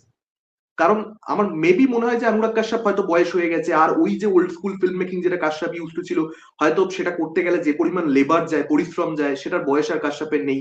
মেবি, আমি শিওর নই। কিন্তু নিশান্তি কিন্তু তুমি ওই ওই ওই রুক্ষ ব্যাপারটা কিন্তু তুমি পাবে না, যেটা তুমি গ্যাংস অফ ওয়াসিপুরে পাবে, যেটা তুমি ওমকারাতে পাবে, যেটা তুমি মাকবুলে পাবে। তো এইটা আমার মনে হয় যে একটা মানে আর পাঁচটা সিনেমার থেকে ডিফারেন্ট করে এই এই বিষয়গুলো, এই অ্যাসপেক্ট গুলো। এবং ওমকারার ক্ষেত্রে দেখো, আমার মনে হয় সব থেকে বেশি এই তিনটের মধ্যে মেইন স্ট্রিম হচ্ছে ওমকার। ওমকার সব থেকে বেশি মেইন স্ট্রিম, তার কারণ সন্দেহ বলো না, বা আমার মনে হয় ভালোবাসা হ্যাদার বলো। বেশি মেনস্ট্রিম। আমার মনে হয় উম, হ্যাদার বেশি মেনস্ট্রিম। রিভেঞ্জের না ইমোশন আছে। দেখো আমি বলবো, আমার না, আমার কাছে আমি কথা হচ্ছে, আমি আমি এখানে একটা আমার কথা মনে বলি, হয় মানে ওমকারা, ওরা দেখো আমার মনে হয় আমাকে যদি আমি আমি একটু বলে নিই, তার এক সেকেন্ড আমি বলে নিই। সেটা হচ্ছে ওমকার আমার মনে হয় যে যেহেতু প্রেম রয়েছে এবং সন্দেহ রয়েছে, এগুলো আমার মধ্যে খুব মেইন স্ট্রিম একটা ইমোশন। এবার সন্দেহকেও আবার নানান রকম ভাবে, সন্দেহ আরো লেয়ারিং এ গেলে ডেফিনেটলি সেটা মেইন স্ট্রিম নয়, সেটা সাটেল ইমোশন হয়ে যাবে। এবং তার সঙ্গে সঙ্গে যদি তুমি ইয়ে দেখো, হায়দার দেখো, হায়দার হচ্ছে রিভেঞ্জ। তো রিভেঞ্জ ডেফিনেটলি একটা খুব মেইন স্ট্রিম ইমোশন। আর আমি বলবো সব থেকে বেশি মানে সাটেল বা সব থেকে বেশি ইয়ে হচ্ছে মাকবুল। মাকবুল। এটা আমার মনে হয়। ইয়ে রূপম দা বলো। আমার, আমি মানে একদম তিনটে ছবি মাথায় রেখে বলছি, আমি মাকবুল সব থেকে বেশি দেখেছি। আমি বলছি হুম আমার সব থেকে বেশি প্রিয় ছবি হচ্ছে ওমকারা। তার কারণ হচ্ছে, মানে তিনটের মধ্যে আমি সব থেকে বেশি এগিয়ে রাখবো ওমকারাকে। তার সব থেকে মূল কারণ হচ্ছে ওমকারা যেটা ক্রিয়েট করতে পেরেছিল আমার জন্য, যখন দোলনার ওই সিনটা হয় না, যে বডিটা এরকম ভাবে দুলছে, নিচে একটা বডি ওপর একটা বডি, মানে ওই দৃশ্য। এবং হচ্ছে ওমকারা কেন আমার সব থেকে বেশি ভালো লাগে, ওমকারা একটা একটা লাইন মেনটেন করেছে বিশাল ভারদ্বাজ, যেটা আমি ভাবি অদ্ভুত। সাইফ আলি খানের যে ক্যারেক্টার, সে কিন্তু কখনো হাবি হচ্ছে না অজয় দেবগনের ওপরে যে এটা ভুল এটা ঠিক। সেখানে কিন্তু এটা পুরো পোক্তভাবে বুঝিয়ে দিতে সক্ষম পরিচালক, যে ও কিন্তু চাইলে নিজের একটা ইডিওলজি, নিজের একটা বিশ্বাস সেটা বসাতে পারতো, কিন্তু ওরও মনে একটা ভালোবাসার জন্য সন্দেহ দানা বাঁধছে, যেখানে ইন্ধন দিচ্ছে সাইফ আলি খান। অজয় দেবগনের যে এই যে নিজের যে দুমন, ওর এই যে মনটার সাথে কুমন হয়ে গেল, এটা যেভাবে ওমকারায় বুঝিয়েছে সময়, ওমকারা অনেক বড় ছবিও, ওমকারাতে যে স্পেসটা দিয়েছে না, আমার মনে হয় কোথাও একটা গিয়ে মকবুল অনেক মানে কম্প্যাক্ট ছবি, এবং মকবুলে ওই যে রিয়েলাইজেশনের পোর্শন একটু কম, কিন্তু ওমকারাতে ওই যে মনের ভেতরে হাজারটা মানে উথাল পাতাল হচ্ছে, এরকম একটা সিদ্ধান্ত নেব, এটাকে অদ্ভুত ভাবে দেখিয়েছে, অদ্ভুত। এবং বিবেক না, ওবেরয়, আমি কারিনা কাপুরের। আমার একটা কোয়েশ্চেন আছে তোমাদের দুজনের কাছে। ওমকারাতে আমার একটা প্রবলেম লাগে, সেটা হচ্ছে কঙ্কনা সেন শর্মাকে, ক্যারেক্টারটাকে যেভাবে দেখাচ্ছে, যে ওকে অমি শুক্লা মানে যেটা আমাদের প্লে করছে, অজয় দেবগন প্লে করছে, তার কাইন্ড অফ বোনের মতো ট্রিট করে, এবং কঙ্কনা ওকে প্রচন্ড ভালোবাসে, দাদার মতো ভালোবাসে। এবার একটা একটা যেটা মেন সিন আছে, যে ওই আর কি ইয়াগোকে আর কি এনে দিচ্ছে, যেখানে এখানে তো কামারবান্দ দিয়ে দেখিয়েছিল। এবার কঙ্কনার ক্যারেক্টারটা যেরকম ক্যারেক্টার, সে ওই গয়নাটা পেয়ে কেনই বা বাড়িতে নিয়ে এলো, কেনই বা সাইফ আলী খানকে দিল? মানে সাইফ আলী খান তো বলে নিল যে আচ্ছা আমি ফেরত দিয়ে দেবো, কিন্তু কঙ্কনা কেন নিয়ে এলো, কেন বললো না? মানে কঙ্কনা যেরকম ক্যারেক্টার দেখাচ্ছে, আর ওর যতটা কারিনা কাপুরের সাথে ভালো সম্পর্ক দেখাচ্ছে, ও যদি পেয়েছে ব্যাপারটা, নিয়ে এসছে বাড়িতে, ও নিয়ে আসার কথা নয়, কিন্তু ও কিন্তু অ্যাকচুয়ালি কারিনাকে ফেরত দিয়ে দেওয়ার কথা বা করে দেওয়ার কথা। আর ও পরে গিয়ে যখন ওই স্যাফকে নিজে মারেও, আর গিয়ে অজয় দেবগনকে পুরো জিনিসটা বলে যে আমি নিয়ে এসেছিলাম, এটা কিন্তু ক্লিয়ার হচ্ছে না, কারণ ওকে কিন্তু কোনো জায়গায় দেখায়নি যে ওর কোনো মনে কোনো লোভ আছে, লালসা আছে, বা কোনো এতে ভুগছে যে কারণে কারিনা কাপুরের কমরবান্দটা চুরি করে নেবে, এটা কিন্তু দেখায়নি। এই ব্যাপারটা আমি তোমরা আমি বলো। বলছি ওমকারা কেন ভালো লাগার দিকটা ওটা বলার মধ্যে একটা আসতাম, তুমি আরো আরো সহজ করে দিলে, বলে দিলে। দেখবে যখন ইয়েকে অজয় দেবগনের গায়ের রং, ঠিক আছে, ক্যারেক্টারটার গায়ের রং, ওর কোয়ালিটি, ওর কাস্ট, এগুলোর জন্য কারিনা কাপুরের বাবা কিন্তু বারংবার এই কথাগুলো শোনাতো। এবং অজয় দেবগন প্রথমে যখন গল্পটা ঢুকবে, প্রথমে যখন নিজের সম্পর্কে বলবে, তখন ওই জিনিসপত্রগুলো আস্তে আস্তে দুজনের সম্পর্কে কোনো সময় আসবে গুলো।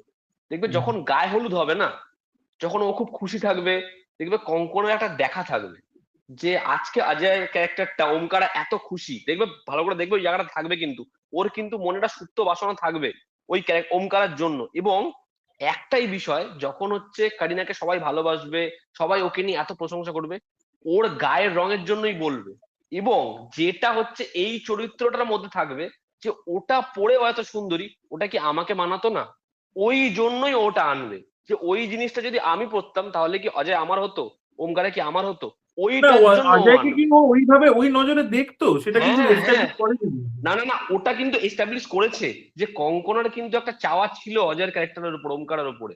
তুমি দেখো এটা, তাই তুমি তুমি আমার কিন্তু মনে হয় না। তুমি আমার দেখ। কিন্তু পুরো আমার কিন্তু পুরো দাদা বোনের মতো সম্পর্ক লেগেছে, বিকজ একটা দেখবে সিন আছে, না, তুমি যেটা বলছো, এই বলো। গায়ে হলুদের সিনের সময় একটা সিন আছে যেখানে অজয়, না তার আগে একটা সিন আছে, অজয় দেবগন বলে যে जो लड़की अपने बाप को ठग सकती है वो मुझे भी ठग सकती है, তখন বলে ओमी भैया अगर मन में कोई भी मलाल हो तो आप बारात लेके मत आइएगा, हम डॉली को समझा लेंगे।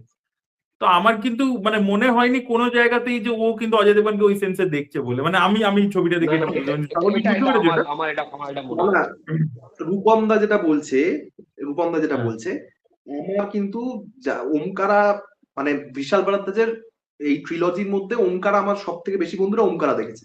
কেউ হয়তো মাকবুল দেখেনি, কেউ হয়তো হায়দার দেখেনি, কিন্তু ওমকারটা দেখেছে সবাই, কারণ অজয় দেবগন রয়েছে, সেটা একটা কারণ, এবং মেইন স্ট্রিম যেটা আগেই বললাম। অনেকের কিন্তু অ্যাকচুয়ালি এটা মনে হয়েছে যে আমার যেরকম মনে হয়নি, আমার কিন্তু অরিত্রতার মতনই ফিলিং, কিন্তু অনেকের কিন্তু এটা মনে হয়েছে যে কঙ্কনা সেন শর্মার একটা একটা সফট কর্নার অজয় দেবগনের জন্য ছিল, যেটা ডায়লগ দিয়ে এস্টাবলিশ করা নয়, কিন্তু কিছু ফেসিয়াল এক্সপ্রেশন, কিছু মোমেন্টস এরকম রাখা, যেখানে ওই জিনিসটা মনে হয়েছে অনেকে। ঠিক আছে, এবার আমি আমি সত্যি মানে ব্যাপারটাকে ওইভাবে দেখিনি, কিন্তু এটা কিন্তু আমি আলোচনা মানে আমি আমি, আমি কারণ এটা আমি এটা কেন দেখো বলছি বিশাল আরো ভারদ্বাজের, বেশি, বিশাল একটা ভারদ্বাজের এই কিছু কিছু শেক্সপিয়ার জিনিসপত্র সোসাইটি। হয়, হুম আমি একটা কথা বলে নি, কিছু কিছু জিনিসপত্র হয়। আমি যখন প্রথম পারমিতার একদিন দেখেছিলাম, আমি কিন্তু বুঝিনি যে এই গল্পটার মধ্যে একটা লেসবিয়ানের একটা অ্যাঙ্গেল রয়েছে, এটা কিন্তু আমি রিয়ালাইজ করিনি। ঠিক আছে, কিন্তু পরবর্তী সময় এটা আমাদের যে লিটারেচার পড়াতো, সে যখন বলতে বলতে বললো, আমি না তখন ভাবলাম আমি তো এটাকে কোনো ট্যাপই করিনি। এই যে ওমকারের বিষয়টা বললাম আমি তোমাকে, এটা কিন্তু মানে আমাদের যখন সিনেমা নিয়ে আড্ডা হতো, কথাবার্তা হতো, আমি দেখলাম যতগুলো মেয়ে চরিত্র আছে, মানে আমাদের মেয়ে বন্ধুরা আছে, সবাই বলছে এই জিনিসটা। দেন না আমি কিন্তু যখন ওমকারা দেখলাম, কোন সিনে এটা এস্টাবলিশ হয়েছে যে মানে কঙ্কনার ক্যারেক্টারটা পছন্দ করে অমি শুক্লাকে? মানে একটু যদি বলো, মানে আমি রেজিস্টার করিনি, আমি দেখো আমি যতবার দেখি। আমি আমি রিসেন্টলি ওমকারা তো দেখিনি, আমি মাকবুল দেখি। তো আমার এইটা স্পষ্ট মনে আছে যে যখন হচ্ছে অজয় দেবগনের ক্যারেক্টারটা কারিনাকে নিয়ে খুব খুশি থাকবে, ওই বাড়ির মধ্যে কোনো অনুষ্ঠান হবে, তখন হুম। ও তাকিয়ে থাকবে, এবং ওই যে দৃশ্যটা, তাকানোটা, ওটা পরিষ্কার করছে যেরকম ভাবে অজয়ের দিকে তাকিয়ে রয়েছে, এবং ওর একটা আফসোস রয়েছে। ওই পার্টিকুলার সিনটা এস্টাবলিশ আমার কাছে হয়েছে যে ওর একটা অজয়ের প্রতি একটা ইয়ে ছিল, এবং ওই যে দেখো এবার লাস্ট এবার সিকোয়েন্সটা বললে যে ওটা চুরি করে এনেছিল, ওটার থেকে আমার মনে হয় আরো এটা এস্টাবলিশ করে যে এটা এবার এই আমাকে সেম পড়লেও। সিনটা, এই সেম সিন হ্যাঁ, বল গুলোকে বল। আমি কিভাবে নিয়েছিলাম, রিসিভ করেছিলাম বলতো, যে মেবি কারিনা এই আমাদের কঙ্কনাও এটা লাইফে চায়, কিন্তু এরকম দাম্পত্য জীবন ও পায় না, সেই জায়গা হ্যাঁ। থেকে ওর একটা ইয়ে খারাপ লাগা। ঠিক আছে, আমি ব্যাপারটাকে এভাবে রিসিভ করেছিলাম, কিন্তু রূপমদা যেটা বলছে অনেকের অনেকের, এবং রূপমদা অ্যাকচুয়ালি বলেই দিল, আমিও বলি, এটা কিন্তু আমার অনেক বান্ধবীদেরই মতামত। ঠিক আছে, এবার আমি এটাই তারা কিন্তু বলছি। মানে এটা কিন্তু মানে আমি জানি না, ঠিক আছে, এটা ছেলেদের দেখা মেয়েদের দেখা কিন্তু তফাৎ আছে, ঠিক আছে। তো মেয়েরা মেয়েদের ব্যাপারে ডেফিনেটলি বেটার বুঝবে, আমি সেটা বেনিফিট অফ ডাউট দিয়ে দিচ্ছি আর কি, ঠিক আছে। কিন্তু ওমকারের ক্ষেত্রে দেখো, সিনেমাটা যেভাবে শুরু হয়, প্রথম কথা হচ্ছে এখানে অজয় দেবগনের প্রশংসা প্রচন্ড পরিমাণে করতে হবে যে সে এই ছবিটা করেছে। দ্বিতীয় কথা হচ্ছে ওমকারকে আমি মকবুলের থেকে একটা জায়গাতে এগিয়ে রাখি। মকবুল মকবুল ইটসেলফ ফ্যাসিনেটিং, মানে ম্যাকবেথ, কিন্তু ওথেলো আমার কাছে ফ্যাসিনেটিং নয়। এবং নাসিরউদ্দিন শাহ, আমি যখন অ্যাকচুয়ালি অথই রিভিউ করেছিলাম হ্যাঁ, তখন আমি বলেছিলাম, আরো একবার আমি বলবো, যে নাসিরউদ্দিন শাহ যে অ্যাকচুয়ালি ক্যারেক্টারটা এত বোকা, মানে ওমকারা ওথেলো বানাতে বোকা। অ্যাকচুয়ালি বারণ করেছিল। ওমকারা বানাতে বিশাল ভরদ্বাজকে বারণ করেছিল যে এটা এটা ডাল একটা হিরো, এটা একটা বোকার মতন হিরো, একে নিয়ে এই প্রোটাগনিস্টকে নিয়ে সিনেমা করলে এটা শেক্সপিয়ার লিখে গেছে, ঠিক আছে, তার বাকওয়াস নাটক আছে। ওর বক্তব্যের সারমর্ম এইটা ছিল, ঠিক আছে। কিন্তু যখন নাসিরউদ্দিন শাহ স্ক্রিপ্ট পড়ে তখন বুঝতে পারে যে কিভাবে ওথেলোকে কনভিনসিং করা গেছে, মানে বিশাল ভারতের ছবিতেও কিভাবে করতে পেরেছে, রিয়েলিস্টিক পোর্ট্রেট দিতে পেরেছে, যে চোখ বন্ধ করে যা বলছে থিয়াগো তাই বিশ্বাস করে নিচ্ছে, ব্যাপারটা কিন্তু সেরকম নয়। ও কিন্তু কোথাও একটা দেখবে, একটা সাইফ আলী খানের সঙ্গে খুব ইম্পর্টেন্ট একটা সিন রয়েছে যেটা অ্যাকচুয়ালি শেক্সপিয়ারের নাটকে নেই। বৃষ্টি পড়ছে, রেল লাইনের মধ্যে রেলগাড়ি দাঁড়িয়ে রয়েছে, ও গলা ধরে সাইফ আলী খানকে বলছে যে যদি এটা সত্যি না হয় আমি কিন্তু তাহলে তোর 12টা 5 বাজাবো। এই যে সিনটা, এই সিনটা হচ্ছে পার্থক্য তৈরি করে দেয় মূল টেক্সটের সঙ্গে। আমি মানে আমি ইংরেজি লিটারেচারে যারা ভক্ত রয়েছে তারা এক্ষুনি আমি বললে খোঁজে যাবে, কিন্তু বিশাল ভারদ্বাজ ওথেলোকে ছাপিয়ে গেছে ওমকারাতে। এটা আমার ব্যক্তিগতভাবে মনে হয়, আমি ভুল হতে পারি, কিন্তু ওমকারাতে না, বিশাল ভারদ্বাজ প্রত্যেকটা ছাপিয়ে গেছে ক্যারেক্টারের মোটিভেশনটা খুব ক্লিয়ার, মানে ওমকারাতে একদম। যেটা করেছে যে কোন ক্যারেক্টার কি কি অ্যাকশনস নিচ্ছে, each and every action is driven by some motivation, এবং সেটা পুরো একদম। ক্লিয়ার। এই অ্যাপার্ট ফ্রম আমার এই কঙ্কনারটা বাদে বাকি প্রত্যেকেরটা আমি ক্লিয়ার। এবং তুমি যে ওই যে সিনটা বলছো ট্রেনের মধ্যে একটা অ্যাকশন হয় এবং তারপরেও বাইরে নিয়ে এসে মারে, দিয়ে বলে জব ডলি কি আঁখো মে দেখু তো তেরি সারি রামায়ণ মুঝে মানে ঝুটি লাগে। তো তখন ও বলে দেয় যে না, কেসুর সাথে কিছু নেই, তারপরে আবার বলে না। ওরা ওইখানে সৈফ আলী খানের পারফরমেন্সটা দেখবে, প্রথমে ও বলে দেয় না ভাই সাহেব কুছ নেই হ্যায়, মার খেয়ে তারপরে বলে যে হ্যাঁ, আবার চেঞ্জ করে, বলে আপনি এটাই শুনতে চাইছিলেন তো যে আমি না বলি, নিন না বলে দিল। ও আমি ভাবছি যে ভাই না বলে দিল, সত্যিটা বলে দিল, তারপরে দেখছি আবার সুইচ করছে। মানে ওর যে ম্যানিপুলেশন গেমটা যখন থেকে ও খেলতে শুরু করে অজয় দেবগনের সাথে, এবং তুমি দেখবে এই জিনিসটাই আমার অর্থনীতিও প্রবলেম ছিল, যে ভাই এখানে ও অজয় দেবগনকে জানে যে ও জীবনে হারাতে পারবে না, মানে অ্যাকচুয়ালিতে ও লাংড়া, প্লাস ও পাওয়ার ডাইনামিক্স এর নিচে, ঠিক আছে, তো হি ক্যানট বিট অমি শুক্লা, তাই জন্য ওকে ওই স্টেপটা নিতে হচ্ছে। বাট যেটা অথইতে ওরা ফ্লিপ করে দিয়েছিল, যে তাহলে গোগো মানে এই যে চরিত্রটা ইয়াগো, সে বড় লোক, সে পাওয়ারফুল, অথচ সে ম্যানিপুলেশন গেম খেলছে যেখানে তার প্রয়োজনই নেই, পাওয়ার ডাইনামিক্স এ সে উপর। প্রয়োজন পড়ে না। ওই ওই ওই ম্যানিপুলেশন যেটা করে সাইফ আলী খান, এবং সেখানে যে পারফরমেন্স গুলো দিতে দিতে, তোমরা তো নিশ্চয়ই জানো আমির খান অ্যাকচুয়ালি চরিত্রটা করতে চেয়েছিল, বিশাল ভারদ্বাজকে বলেছিল করবে বলে, তখন তারপরে তো এই ডেটস এর জন্য ছবিটার নাম হয়নি। আসলে, এই ছবিটার নাম আসলে কিন্তু ওমকারা ছিল না, জানো এটা? লাংড়া এই ত্যাগী। ছবিটার নাম ছিল হচ্ছে, এই ছবিটার নাম ছিল ইশাক। এই ছবিটার নাম আচ্ছা, ছিল ইশাক, এবং অজয় দেবগন তার ক্যারেক্টার নাম ছিল ওমকারা। এটা হচ্ছে অডিয়েন্সের জন্য ছবি টাইটেল চেঞ্জ করা হয়েছে, অডিয়েন্সের আচ্ছা। রিকোয়েস্ট, যে অডিয়েন্স বলে যে ছবি টাইটেল চেঞ্জ করো, ওমকারা রাখো, ওরা তাই জন্য ছবি টাইটেল ওমকারা করেছিল। না আমার তবে দেখো, অজয় আমার মনে হয় দেবগনকে, যে আমার না মনে হয় অজয় যে দেবগনকে দেখো, ফ্ল্যামবয়েন্সটা কিন্তু অ্যাকচুয়ালি ওথেলোর ক্যারেক্টারটার মধ্যে থাকা দরকার, যেটা ওমকারাতে ছিল অজয় দেবগনের ক্যারেক্টারের সঙ্গে।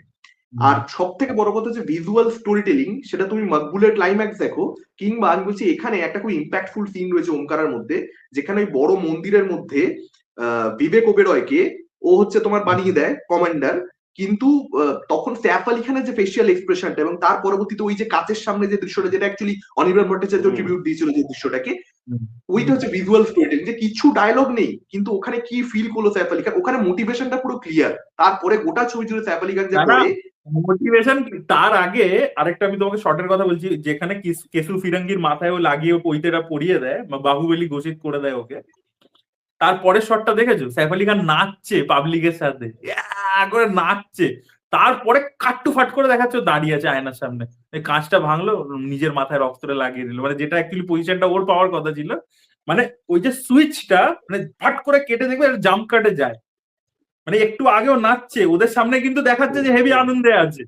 মানে ওই যে ওর ভিতরের যে ওই যে এটা মানে হিংসাটা, ওটা এত সুন্দর বুঝিয়েছে। মানে এক্সট্রাঅর্ডিনারি আরেকটা এক্সট্রাঅর্ডিনারি। জিনিস আমি এখানে উল্লেখ করবো, আজকালকার যেহেতু মানে দেখো আইটেম সং এর যে বাজার সেটা তো বলিউডের নতুন কিছু নাই, মানে ইন্ডিয়ান সিনেমাতে আইটেম সং এখন 20-25 বছর পুরনো কনসেপ্ট হয়ে গেছে। কিন্তু এই যে ইয়ের যে বিড়ি জ্বালাইলে এই গানটা লিরিক্স এবং গানটা একটা না একটা কারণে আসছে ওখানে, কিন্তু অ্যাকচুয়ালি বিবেক ওবেরয়ের যে ক্যারেক্টারটা অ্যাকচুয়ালি মূল টেক্সটেও ওকে হচ্ছে ওখানে নেশাতুর করতে হবে। তো সেটা কিভাবে করছে, একটা আইটেম সং এ করছে এবং সেই আইটেম সং এ যে লিরিক্সটা রাখছে সেটা কিন্তু বিবেক ওবেরয়ের ক্যারেক্টার এবং ওমকারের ক্যারেক্টার এবং সাইফ আলী খানের ল্যাংড়া তেগির ক্যারেক্টার, ওদের ব্যাপারেই কিন্তু ওদের ফিউচারটা কোথাটা প্রেডিক্ট করে দিচ্ছে। যেটা আমরা যেহেতু আইটেম সং চলছে আমরা ওটা ফোকাস করি না এনাফ, কিন্তু অ্যাকচুয়ালি কিন্তু ওইখানে গানটার মধ্যে এস্টাবলিশড অ্যাকচুয়ালি। এবং দেখবেন ন্যানা ঠাগলেঙ্গে সম্ভবত গানটার নাম ছিল, একদম ওমকারের হ্যাঁ শুরুতে হ্যাঁ ওই জায়গাটা, মানে আমি বলছি যে কিভাবে প্রেম দেখাতে হয়, মানে বিশাল ব্রাদার্স থেকে শেখা দরকার আছে। সব থেকে বড় কথা হচ্ছে, আমি দেখো যখন তুমি ওমকারা নিয়ে আলোচনা করবে, যখন তুমি আহ হায়দার নিয়ে আলোচনা করবে, মকবুল নিয়ে আলোচনা করবে, তুমি ইরফানকে নিয়ে আলোচনা করবে, তুমি শাহিদ কাপুরকে নিয়ে আলোচনা করবে, তুমি তাবুকে নিয়ে আলোচনা করবে, পঙ্কজ কাপুর, নাসিরুদ্দিন শাহ, কিন্তু যাকে নিয়ে আমরা আলোচনা করি না সে হচ্ছে করিনা কাপুর। করিনা কাপুরের এক তো হচ্ছে দেখো সুন্দরী, আমি মেনে নিচ্ছি, কিন্তু ইনোসেন্স জিনিসটা কিন্তু অত সহজ নয় অন স্ক্রিন। প্রথম কথা যে শেক্সপিয়ারের যদি তুমি এই ট্রিলজিটা দেখো, তুমি দেখবে either characters are very very dark, প্রচন্ড বেশি মানে তাদের মধ্যে দুটো সত্তা কাজ করে, আর নালে প্রচন্ড সিম্পল স্ট্রেট ফরওয়ার্ড। সেটা তুমি শ্রদ্ধা কাপুরের ক্যারেক্টার দেখে নাও তুমি হায়দারে, তুমি করিনা কাপুরের ক্যারেক্টার দেখে নাও ওমকারাতে, তুমি দেখবে হয় ভীষণ ভালো, যে অন্য কঙ্কনা সেন শর্মার ক্যারেক্টার ওমকারাতে হয় ভীষণ ভালো, আর না হলে প্রচন্ড লেয়ার্ড ক্যারেক্টার, মাঝখানে কিছু নেই। মানে তাবুর ক্যারেক্টার, সে লেডি ম্যাকবেথ দেখো কি হায়দার দেখো, প্রচন্ড লেয়ার্ড ক্যারেক্টার। তো এইটা কিন্তু আমার মনে হয় যে যেরকম লেয়ার্ড ক্যারেক্টার যারা পুল অফ করেছে দুর্দান্ত হয় তাদের প্রশংসা যেরকম ভাবে আমরা করি, একই রকম ভাবে কিন্তু মানে করিনা কাপুরের ওই যে ইনোসেন্সটা, ওই যে সফটনেসটা, সেটাই কিন্তু ওমকারাকে ওমকারা করে। কারণ ওই গল্পটার ক্ষেত্রে তুমি যদি দেখো অরিজিনাল টেক্সটেও অজয় দেবগন মানে ক্যারেক্টারটাই কিন্তু ওথেলোর প্রচন্ড বেশি মানে ডার্ক, টল, হ্যান্ডসাম এবং রেসিজমের একটা অ্যাঙ্গেল ইটসেলফ নাটকটার মধ্যে ছিল।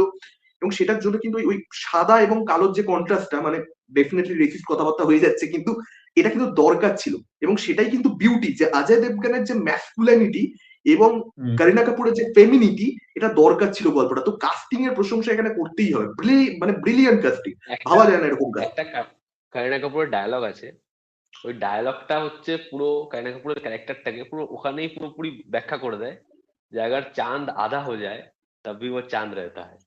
ওই যে একটা ডায়ালগ মানে দুর্দান্ত। এবং যখন হচ্ছে করিনা কাপুরের ইন্ট্রোডাকশনটা হবে, তুই ভাবো করিনা কাপুর এসে বসে রয়েছে এবং অজয় দেবগন ডায়লগটা দেয় যে যদি আমি ওকে এই ইয়ে করে নিয়ে, কে বলবে যে যারা পালিয়ে নিয়ে যায় তারা হিজড়া হয় এরকম টাইপের কিছু বলবে, যদি আমি ওকে নিয়ে যাই পালিয়ে নিয়ে জোর করে কিছু করে থাকি, তাহলে আমার জিভ কেটে দেবো এবং সারা জীবন তোমার জুতো ওই জিভ দিয়ে পরিষ্কার করবে, এরকম টাইপের একটা সংলাপ আছে। তারপরে দেখবে ডিরেক্ট করিনা কাপুর না মানে যেভাবে তাকাতে পারছে না, যেভাবে শটটা দিচ্ছে, এবং যেটা ও বললো, আমরা মানে এখন যে কোনো অ্যাক্ট্রেসকে দেখি মেকআপ ছাড়া ইনোসেন্ট মনে হয়। ইনোসেন্স জিনিসটা কি সেটা ক্যারেক্টারটা এরকম ভাবে গোটা ছবিতে বহন করে। এবং যখন প্রথমবার অজয় দেবগন ওকে সন্দেহ করবে, মানে ও আর কিছু বোঝাতেই পারবে না, মানে বোঝাতেই, তুমি ভাবো কিন্তু এটা কিন্তু সেম মাকবুলেও আছে। যখন ইরফান বলবে যে তুই ওর সাথে কতদিন ধরে শুচ্ছিলি, এই বাচ্চাটা ওর না তো, আব্বাজির না তো, তুই ভাববে তখনও কিন্তু টাবু ঠিক সেম জিনিস করবে। আর এখানেও করিনা কাপুর ঠিক সেম জিনিস করবে। মানে দুর্দান্ত। আর একটা পরিচালক কিভাবে একটা নারী চরিত্রকে এরকম গড়ে। এবং তুমি না বিবেক ওবেরয়কে কিভাবে ইগনোর করবে ছবিতে। আমরা মানছি যে সাইফ আলী খান, অজয় দেবগন ভিজিবল ছবিতে, তারা যেমন ফ্রন্ট ওয়ারিয়ার, কিন্তু বিবেক ওবেরয় ছবিটাকে পুরো মাতিয়ে রেখেছে। যেরকম এনার্জি দীপক দোবরিয়াল, কেন দীপক যখন, দোবরিয়াল, দীপক ওটাই তো দোবরিয়ালের বলছি, পারফরমেন্স বলো ফাটিয়ে দিয়েছে। কি মানে দীপক দোবরিয়াল গোটা ছবিতে যা করেছে, আর ওর সাথেই হচ্ছে সবসময় শয়তানি করে সাইফ আলী খান ডায়লগ দেয়। ওই ডায়লগটা কি ছিল, যে ওই চুতিয়া তো ইনসান শাদিকে বাদ হতা হ্যায়, এরকম একটা সংলাপ ছিল। যা যা সংলাপ, যা ওকে ডায়লগ দিয়েছে, ব্যাপক ব্যাপক। আমার তো দীপক দোবরিয়াল এবং সাইফ আলী খানের কেমিস্ট্রি ছবিতে বেস্ট মনে হয়, যতগুলো সিন আছে। এবং আমি এখানে অথরিটি টেনে বলছি, এটা না তুমি দেখবে অরিত্র, এটা মানে আমি হয়তো বলবো জিনিসটা খুব বাজে শোনাবে, তুমি দেখবে সাইফ আলী খানকে এরকম একটা চেহারা দিয়েছে, এরকম একটা দানবের মতো শরীর দিয়েছে, গঠন দিয়েছে। তুমি দেখো দীপক দোবরিয়ালকে কিরকম কালেকশন করেছে। এবার বিবেক ওবেরয় একটা সুন্দর মিষ্টি বয়, ওটাকে কানেক্ট করতে হবে, ওটাকে ওর মনে ইয়ে জাগাতে হবে। অজয় দেবগনের লুকটা কিরকম দিয়েছে, তো প্রত্যেককে কাউকে রাগেড বানিয়েছে, একজনকে তো বানিয়েছেই তোমার প্রতিবন্ধী। একজনকে তোমার এরকম বানিয়ে দেবে, তুমি ভাবো আমরা যখন অথই দেখছি, একজন শার্প, আরেকজন যে তাকে বলছে যে এ গায়ের রংটা শ্যামবর্ণ বা গায়ের রং নিয়ে কিছু কমেন্ট করা হচ্ছে, আমাদের ওটা মনে হচ্ছে না। 3 নম্বর ব্যক্তি, তাকে আমাদের কিছু মনে হচ্ছে না, যে তার কারণ বলছে হচ্ছে কেন বলতো, ওই যে এই যে কন্ট্রাস্টটার কথা বললো না, যে করিনা কাপুর আর অজয় দেবগনকে দেখে ওই কন্ট্রাস্টটা ফিল হচ্ছে, কিন্তু feel হচ্ছে সোহিনীর ওটা। নিজের গায়ের রংটাও শ্যামলা আর অর্ণকে ওরকমই লাগছে, তাই জন্য আলাদা করে কেটে বেরোচ্ছে না যে ও যে ওর সাথে প্রেম করছে, এটা ইম্পসিবল একটা ব্যাপার। ও যতই মুখে বলছে আর অথই কুমার লোধা, অথই কুমার লোধা, ওটা এস্টাবলিশ হচ্ছে না বিকজ অফ দ্য ওটা কাস্টিং। এস্টাবলিশ হচ্ছে না। এবং হুম। একটা বিষয় হচ্ছে আমাদের এখানে, বা আমি এটা শুধুমাত্র বাংলা, কারণ আমার মনে হয় অনির্বাণ ভট্টাচার্য মন্দারটা ভালো অ্যাডাপ্ট করেছিল। আমার যেটা সমস্যা মনে হয় সেটা হচ্ছে একজন ডিরেক্টর না, তুমি দেখবে সে কিছু কিছু ডিরেক্টরকে একটা বেরিয়ার হয় যে এই ধরো আজকে বিশাল ভরদ্বাজ মকবুল বানিয়েছে, তো মকবুল একটু আর্টি ছবি, সেই ছবিটা পোয়েটিক নেচার আছে, সেই ছবিতে যে গ্যাংস্টার ওয়ার্ল্ডটা দেখাচ্ছে যেটা তুমি বললে, সেটা কখনো সত্য না। এবার ভাবো এই লোকটাই আবার কাশ্মীরের গল্প দেখাচ্ছে, পুরো ছবি কাশ্মীরে শুট করছে, ওরকম ফ্লেভার আনছে, হায়দার বানাচ্ছে। এই লোকটাই এবার আন্ডারওয়ার্ল্ডের যে জোনটা সেটাকে ডিপ ডাউন করে এরকম একটা রুডো ভূমি দেখাচ্ছে, সেখানে গল্পটাকে আরো বেশি মেইন স্ট্রিম করছে, একটাই লোক করছে। এবং তুমি প্রেক্ষাপটগুলো প্রত্যেকটাকে বিশ্বাসযোগ্য করে তুলছে তোমার চোখের সামনে, যে প্রত্যেকটা ক্যারেক্টার বিশ্বাসযোগ্য, প্লট বিশ্বাসযোগ্য, এবং ব্যাকড্রপটা কি অথেন্টিক। আর যখন আমি অথই দেখছি, একটা সবুজ গ্রামে একটা ছোট্ট একটা ঘর, ফলে আমার কাছে ওটা কি করে কনভিন্সিং হবে, আমি বুঝতে মানে ওটা রিলেটই করতে পারছি না। বাস প্লাস করে ওদের যাচ্ছে প্রফেশনের কোনো ইম্পর্টেন্স নেই, মানে এই যে তুমি বললে ইম্পর্টেন্স এই 3টে গল্পতে ব্যাকড্রপটা ভেরি ইম্পর্টেন্ট, যে ক্যারেক্টার গুলো কি করে, তাদের প্রফেশন, সেগুলোর কারণে যে কনফ্লিক্ট গুলো হচ্ছে, এখানে কিন্তু সেটা নেই। মানে অথই যে মেডিকেল, এই যে ডাক্তারি ইত্যাদি বলছে, কিন্তু সেটা নিয়ে কিন্তু ওদের রাইভেলরিটা নয়, মানে গোগো আর অথইর কিন্তু যে এ বেটার ডাক্তার বলে বা ওই পজিশনটা পেলো না বলে সেটার জন্য যে কোনো রাইভেলরি হচ্ছে, মানে ব্যাকড্রপটা is adding nothing to the story. That is the problem in Athoi. এগুলো নিয়ে আমি একটা ভিডিও না, বানিয়েছিলাম অনেক অনেক যে কেন। শোনো, অনেক অনেক বেশি টেকনিক্যাল কথা বলছো। আমি নর্মালি টেকনিক্যাল কথা বলি, আমি বলি যে কোনো ইমোশন ওয়ার্ক করেনি, আমাকে দর্শক কমেন্ট করে যে কিছুই ওয়ার্ক করে না এর জন্য, ঠিক আছে। কিন্তু আমি এটা মানে ওমকারা হচ্ছে সেই সমস্ত হাতে গোনা কিছু সিনেমার মধ্যে একটা, যেটা ক্লাইম্যাক্স আমি হাউ হাউ করে কেঁদেছি, এবং সেটার জন্য আমি সমস্ত রকম ক্রেডিট আমি বারবারই বলছি আমি করিনা কাপুরকে দিই। করিনা কাপুর ওমকারাতে এবং জাবুই মেটে তাকে আমার এত এত অসাধারণ লাগে, মানে আমি অন্য কোনো নায়িকা আমি মানে ভাবতেই পারি না, ঠিক আছে। এবার সেটা ফেমিনিটির জন্য বা আজকালকার অনেক, মানে আমি বলছি যদি ওমকারা যদি ওথেলোর থেকে ইন্সপায়ার না হতো, তাহলে এই যে ফেমিনিটি করিনা কাপুরের এবং এই যে ম্যাসকুলিনিটি, এবং বেশ কিছু দৃশ্য রয়েছে যেখানে দেখবে যখন গয়নাটা পাওয়া যায় না, ওর পৈতৃক একটা মানে গয়না, অজয় দেবগনের ক্যারেক্টার, তখন দেখবে অজয় দেবগন যেরকম মানে যেরকম ভাবে ট্রিট করে করিনা কাপুরকে, সেটা কিন্তু politically very very incorrect, very very incorrect, ঠিক আছে। এবার সেই বিষয়গুলো বিশাল বরাদ্দাজ, এবং যেহেতু অ্যাডাপ্টেশন আসলেই রয়েছে টেক্সটে, মেবি সেই জন্য, এবং যুগটা অন্য ছিল সেই জন্য সমালোচনা হয়নি, ঠিক আছে। তো কেউ মানে সেই জিনিসগুলো ডেফিনেটলি অনলাইন, আমি সেটা বলছি না, কিন্তু করিনা কাপুরের যে বিউটি এই ছবির মধ্যে, মানে সেটা অবিশ্বাস্য। এবং এরকম ভালো মেয়ে, আমার একটা সিম্পল জিনিস মনে হয়েছে, কেউ এক্সপেক্ট করবে না যে সাগনিল এই কথা বলবে ওমকারা নিয়ে, বিশাল ভারদ্বাজের অ্যাডাপ্টেশন নিয়ে কথা বলতে গিয়ে, কিন্তু আমার মনে হয় যে পুরুষ মানুষ যদি চাঁদ পেয়ে যায় হাতে, তারা অনেক ক্ষেত্রে চাঁদকে সঠিক মর্ম দেয় না, এবং ওমকারা সেটারই গল্প বলে। কারণ অ্যাকচুয়ালি চাঁদ মানে করিনা কাপুরের ক্যারেক্টারটা পিওর পিওর মানে ভালো মেয়ে, কিন্তু তার সঙ্গে এমন হয়ে যায়, আমি মানে আলটিমেটলি এটাই ফিল করছি এই অ্যাডাপ্টেশন, ঠিক আছে, কি করেছে বিশাল ভারদ্বাজ, এই সে আগডুম বাগডুম। দিনের শেষে আমি একটা খুব সিম্পল জিনিস ফিল করেছি, ভাই করিনা কাপুর বেটার ডিজার্ভ করতো, কিন্তু ও পেলো না, এবং শুধুমাত্র সেটা অজয় দেবগনের ব্রেন ওয়াশ হয়ে গেল। সেই জিনিসটা আমার এতটা হার্ড হিটিং, এতটা খারাপ লেগেছে। ওইটা আমি না মজাটা মানে হায়দারে প্রথমে কিন্তু ভালো, প্রথমে কিন্তু ওদের সম্পর্কের মধ্যে যে প্রেমের যে মোমেন্টস গুলো দুটো গান দিয়ে এস্টাবলিশ করেছিল, একটা লাভ মেকিং সিন আছে আর একটা পরে আছে দেখবে বাড়ির মধ্যে দৌড়ে দৌড়ে একটা গান আছে, ও দুটো গানে কিন্তু ওদের প্রেমটা কিন্তু দারুণ ছিল। কিন্তু স্যাফ মানে ওমি শুক্লার মতো লোককে বারবার মনে করাচ্ছে যে কেসু ফিরাঙ্গিকে তোমার থেকে বেটার দেখতে, এডুকেটেড, ডলি ওর প্রতি অ্যাট্রাক্টেড, এইটা এমন ভাবে ব্রেন ওয়াশটা করে যে তখন আর অজয় দেবগন কিছু দেখতে পাচ্ছে না, মানে ভালোবাসাটা তখন কিছুতেই চোখে পড়ছে না। মানে যাই দেখো করছে শেক্সপিয়ার মাকবুলের মধ্যেও করে, ওমকারার মধ্যেও করে, যে যে যে মানে ডার্ক ট্রেডস গুলো ক্যারেক্টারের মধ্যে রয়েছে, পজিটিভিটির থেকে নেগেটিভিটি সেগুলোকে ওভার পাওয়ার করে যাচ্ছে, আর সেটাকে একটা বাহ্যিক একটা প্রভাবক, সেটা লেডি ম্যাকবেথ হতে পারে বা সেটা এখানে ইয়াগো হতে পারে, এই ক্যারেক্টার গুলো বের করে আনছে ভেতরে ওই ডার্ক জিনিসপত্রগুলো। তো সেটাই অ্যাকচুয়ালি মানে রাজীব দেবগানের ক্যারেক্টার ডেফিনেটলি আমি খারাপ লোক বলছি না, ভালো লোকই ছিল, কিন্তু ওর মধ্যে থেকে হ্যাঁ, নেগেটিভিটি গুলো বেরিয়ে এসেছে, ঠিক আছে, সেটাই বলতে চাইছি আর কি। বাট তো আমি আমার মনে হয় এই যে জন্যই ওমকার, আমি এখান হ্যাঁ, থেকেই বলবো যে আমি হায়দারে মুভ করছি। হায়দার কিন্তু তুমি দেখবে অনেক বেশি পজিটিভ এন্ডিং এ শেষ হয়। হায়দার কিন্তু তোমাকে হোপটা দেয় যে হুম हैदर কিন্তু দেখো भूषण কারবানদার কথাটা মনে করে যে जब तक হুম हम अपने इंतकाम से आजाद नहीं हो सकते तब तक कोई आजादी हमें आजाद नहीं कर सकती। ও হুম কিন্তু মারে না নিজের কাকাকে, ঠিক হুম। আছে?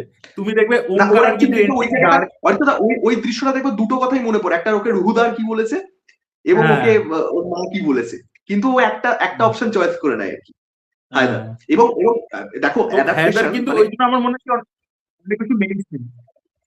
না আমি আমি বলবো অ্যাকচুয়ালি দেখো আমি এখানে এবারে আমি প্রায় সময় হয়ে এসেছে, এবারে আমি জিজ্ঞাসা করতেই পারি তোমাদেরকে, আমি এই প্রশ্নটা করবার জন্য প্রচন্ড উদ্গ্রীব।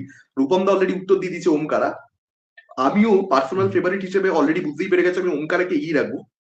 কিন্তু যদি আমি ফিল্ম মেকিং পার্সপেক্টিভ থেকে দেখি, মানে একটা ফিল্ম মেকার কতটা এফোর্ট দিয়েছে বা সেই দিক থেকে, তাহলে আমার মনে হয় যে হায়দার না অন্য দুটোর থেকে আরো ওপরের অ্যাডাপ্টেশন। কারণ যে পলিটিক্যাল ব্যাকড্রপটা অ্যাড করে দিয়েছে, তুমি দেখবে যে অনেক বেশি ট্রু টু দি কনটেক্সট হচ্ছে ওমকারা এবং মানে মকবুল, অনেক অনেক কনটেক্সটে মানে মূল টেক্সটের সঙ্গে অনেক বেশি সামঞ্জস্যপূর্ণ। হায়দার না অনেক জায়গায় ভেঙে বেরিয়ে যায়, সেটা ক্লাইম্যাক্স বলো বা যে পলিটিক্যাল সেট আপটা দিয়েছে, কাশ্মীরের যে ব্যাকড্রপটা দিয়েছে, বা রুহুদার ক্যারেক্টারটা ডিজাইন করা, মানে বিশাল ভারদ্বাজ হচ্ছে গড লেভেল ফিল্ম মেকার হয়ে গেছিল যখন লিখেছিল না হ্যাঁ, ক্যারেক্টারটা, আমার মনে হয় যে ও মানে গড লেভেল হয়ে গেছে। যে একটা বাবার মানে ভূত, ওটা বিশ্বাসযোগ্য করা যায় না, ওটা বিশ্বাসযোগ্য আজকের দিনে তুমি কিভাবে করবে, সেটাকে রুহুদার করে দিচ্ছে, এবং রুহুদারের যে এন্ট্রিটা দিচ্ছে ভাই কিক-অ্যাস, মানে অনেক অনেক বড় ম্যাসকুলাইন হিরো সুপারস্টার মেগাস্টার তাদেরকে রিয়েলি সবাইকে ফেল রিয়েলি করে দেবে রুহুদারের রিয়েলি এন্ট্রিতে, রিয়েলি গো ভাই, ওই মিউজিক ঠিক আছে। এবং যখন এসে বলছে যে ডক্টর সাবকা রুহু, ও ভাই ওই সিন মানে ওটা না না, আমি বিশ্বাস রুদারের রুদারের যে এন্ট্রিটা আমি তোমাদেরকে একটা ট্রিভিয়া দিতে চাই। এই যে রিসেন্টলি হোমবাউন্ড বলে ছবিটা এসছে, হোমবাউন্ডটা তো একটা আর্টিকেল থেকে অ্যাডাপ্ট করে তারপরে বানিয়েছে নীরজ গেওয়ান। তো সেটা যিনি লিখেছেন বশরত পীর, উনি আর কি একটা বই লিখেছিলেন কারফিউড নাইটস। তো সেইটার আর কি মানে হায়দার হচ্ছে basically Hamlet mix with that curfewed nights, যেটা থেকে আর কি কাশ্মীরের ব্যাকড্রপটা এসছে। তো ওইখানে যে লোকটা দরজার সামনে দাঁড়িয়ে থাকে না, যে ভিতরে ঢোকে না, তারপরে ইরফান এসে বলে চেকিং, आईडी आईडी दिखाओ, তারপরে বলে यहाँ के लोगों को इतनी चेकिंग की आदत हो गई है कि कोई চেক না করে তো ঘর के अंदर नहीं जाते। ওই লোকটা হচ্ছে ওই লোকটা যে যার বই থেকে এটা অ্যাডাপ্ট করা, ওই লোকটাকে দিয়ে অ্যাক্টিং করেছে বিশাল ভারদ্বাজ। উনি ওই কারফিউ নাইট লিখেছিলেন, আবার উনার আর্টিকেল থেকেই হোম বাউন্ড হয়েছে, বুঝতে পারলে তো? তো ওকে অ্যাক্টিং আচ্ছা করিয়েছে অ্যাকচুয়ালি। এবং ওখানে আচ্ছা আচ্ছা। রুদার, ও রুদারের ওই ইন্ট্রোটা, আর তারপরে যখন ফ্ল্যাশব্যাকে একটা সিন আছে দেখবে हैदরের বাবার সাথে দুজনকে বেঁধে দিয়েছে। তো ওখানেও একটা ডায়লগ বলে রুদার তুম তুম মতলব সিয়া হো ইয়া সুন্নি হো, তখন ও একটা না কবিতা বলে যে मैं सिया भी हूँ मैं सुन्नी भी हूँ मैं पानी मैं लाफानी বলে পুরো যে ও ভাই কি ওইখানে ইরফান খান ওই একটা সিনে সবাইকে ছাড়িয়ে বেরিয়ে গেছে, মানে তখন আর মানে কেউ আশেপাশে নেই। মকবুল আমি যখন পরে দেখেছি, প্রথমবার এই মকবুল ঘোড়ার ডিম কিছু বুঝিও নি, এবং আমার আমার আমার ভালো সিনেমা হিসেবে রেজিস্টারি ব্রেন করেন, আমি 14-15 সালের কথা বলছি। পরে আমি যখন মকবুল দেখেছি তখন আমি ঠিক করেছি যে আমি মকবুলের এবার হচ্ছে আমি ম্যাকবেথটা এবারে আমি জানবো, ম্যাকবেথ এবারে আমি পড়বো। এবং তখন আমি বুঝেছি যে এটা ভাই এটা অন্য লেভেলের কিছু আছে, বিশাল বড় বাপ লেভেল কিছু করে দিয়েছে, ভালো কথা। এবার আমি দেখেছি যে ওমকার, আমি আবার ক্রোনোলজিক্যালি দেখেছি, আমি রূপমদার মতন ওমকার আগে দেখি, ওমকারা দেখেছি, আমি বুঝতে পেরেছি এটা বাপ লেভেল অ্যাডাপ্টেশন হয়ে গেছে।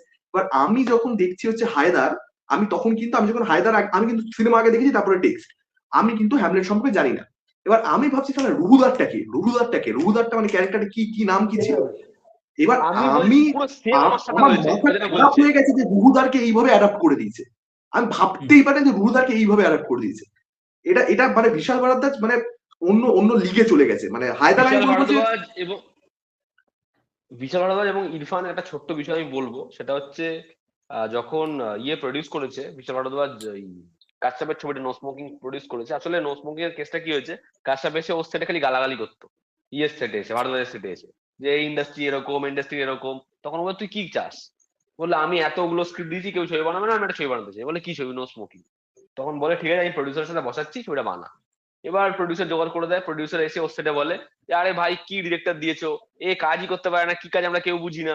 তখন ও বলে আমি কাজ করবো না। ভারদ্বাজ বলছে ঠিক আছে আমিও টাকা লাগাচ্ছি, ছবিটা কো প্রডিউস আমি করবো। এবার ইরফানের বাড়িতে গেছে ভারদ্বাজ, বলছে ইরফান আমি তোমার সাথে একটা কাজ করবো ভাবছি, আমাকে এখন আইডিয়াটা মানে পাবলি তোমাকে বলছি, আমি তোমাকে এখন স্ক্রিপ্ট পাঠাতে পারছি না। ইরফান হাসতে হাসতে বলে যে আরে আমি ভেবেছি তোমার নো স্মোকিং চলার পর তুমি সিনেমা বানাবে না। ভারদ্বাজ কি শোনায় না। এবার ভারদ্বাজ বলছে, বলে আমার না ওটা খুব লাগে যে ও এরকম ভাবে হাসতে হাসতে কথাটা বললো। আমি ইরফানকে আর কন্ট্যাক্টই করি, ইরফানের সাথে কোনো রকম কলও করিনি। ইরফান আমাকে প্রচুর বার কল করেছে, কথা বলতে চেয়েছে, আমি ফোন ধরিনি, কথাই বলিনি। ঠিক এরকম সময় সাত খুন মাপ যখন বানাচ্ছি, ইরফানের ক্যারেক্টারটা কেউ করতেই চাইছে না, সবাই না করে দিচ্ছে। তখন আমি একটা ন্যারেশনে বলছি, আজ अगर यहाँ पे इरफान होता तो वो नहीं पूछता रन टाइम कितना है। তখন ওর ওয়াইফ বলছে, এটা এটা ইরফানকে কল করো না। আমি ইরফানকে কল করলাম, কল করে ইরফানকে কিছু বলতে যাবো, ইরফান বলছে এই কলটার অপেক্ষায় আমি এত বছর ছিলাম, আর কিছু শোনেইনি কি ক্যারেক্টার কি না, সেম উইথ হ্যাদার। ও কিছু শোনেইনি যে কি দেওয়া হচ্ছে, কি অ্যাপ্রোচ করা হচ্ছে, কি না করা হচ্ছে। এটা হচ্ছে ডিরেক্টর অ্যাক্টরের ট্রাস্ট, এবং কি বানিয়েছে। এবং আমি না বলছি আমি একটা জিনিস বলতে হ্যাদার, চাই, এইখানে তুমি রূপম যে একটু বিহাইন্ড দ্য সিন কথা বলছো, আমি একটা জিনিস ছোট অ্যাড করে দিই। একটু আগে সাগর নীল বলছিল অজয় দেবগন তো সিকিউরড অ্যাক্টর। অজয় দেবগন দেখো একটা রোহিত শেট্টির মতো ডিরেক্টরকেও প্রমোট করেছে, তাকে প্রডিউসার পেতে সাহায্য করেছে। তার ছবি ফ্লপ হয়েছে জমিন, তারপরে বলেছে হ্যাঁ তুই যা বানাবি আমি তোর সাথে আছি। বিশাল ভারদ্বাজের একটা ছবি অজয় দেবগনের করার কথা ছিল, বরফ বলেছে, আই থিঙ্ক নাম ছিল বরফ, সেটা হয়নি। তারপরে কিন্তু এই যে কুমার মঙ্গত পাঠক যে আজকে দৃশ্যমের প্রডিউসার, সেই কিন্তু ওমকারের প্রডিউসার, তাকে কিন্তু অ্যাকচুয়ালি অজয় দেবগনই বিশাল ভারদ্বাজকে দিয়েছিল। এবং পরবর্তীকালে সেই কুমার মঙ্গত পাঠকই কিন্তু অনুরাগ কাশ্যপের ছবি প্রডিউস করেছে, নো স্মোকিং এর কো প্রডিউসার যেটা বলছো, মানে ফান্ডিং ওনারই ছিল।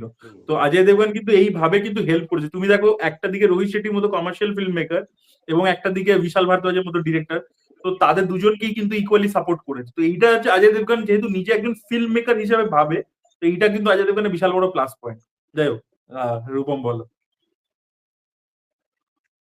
আমার হ্যাদারে সব থেকে যেটা ব্যাপক লেগেছিল হ্যাদারের ক্ষেত্রে, সেটা হচ্ছে হ্যাদারে না মা এবং ছেলের কেমিস্ট্রি।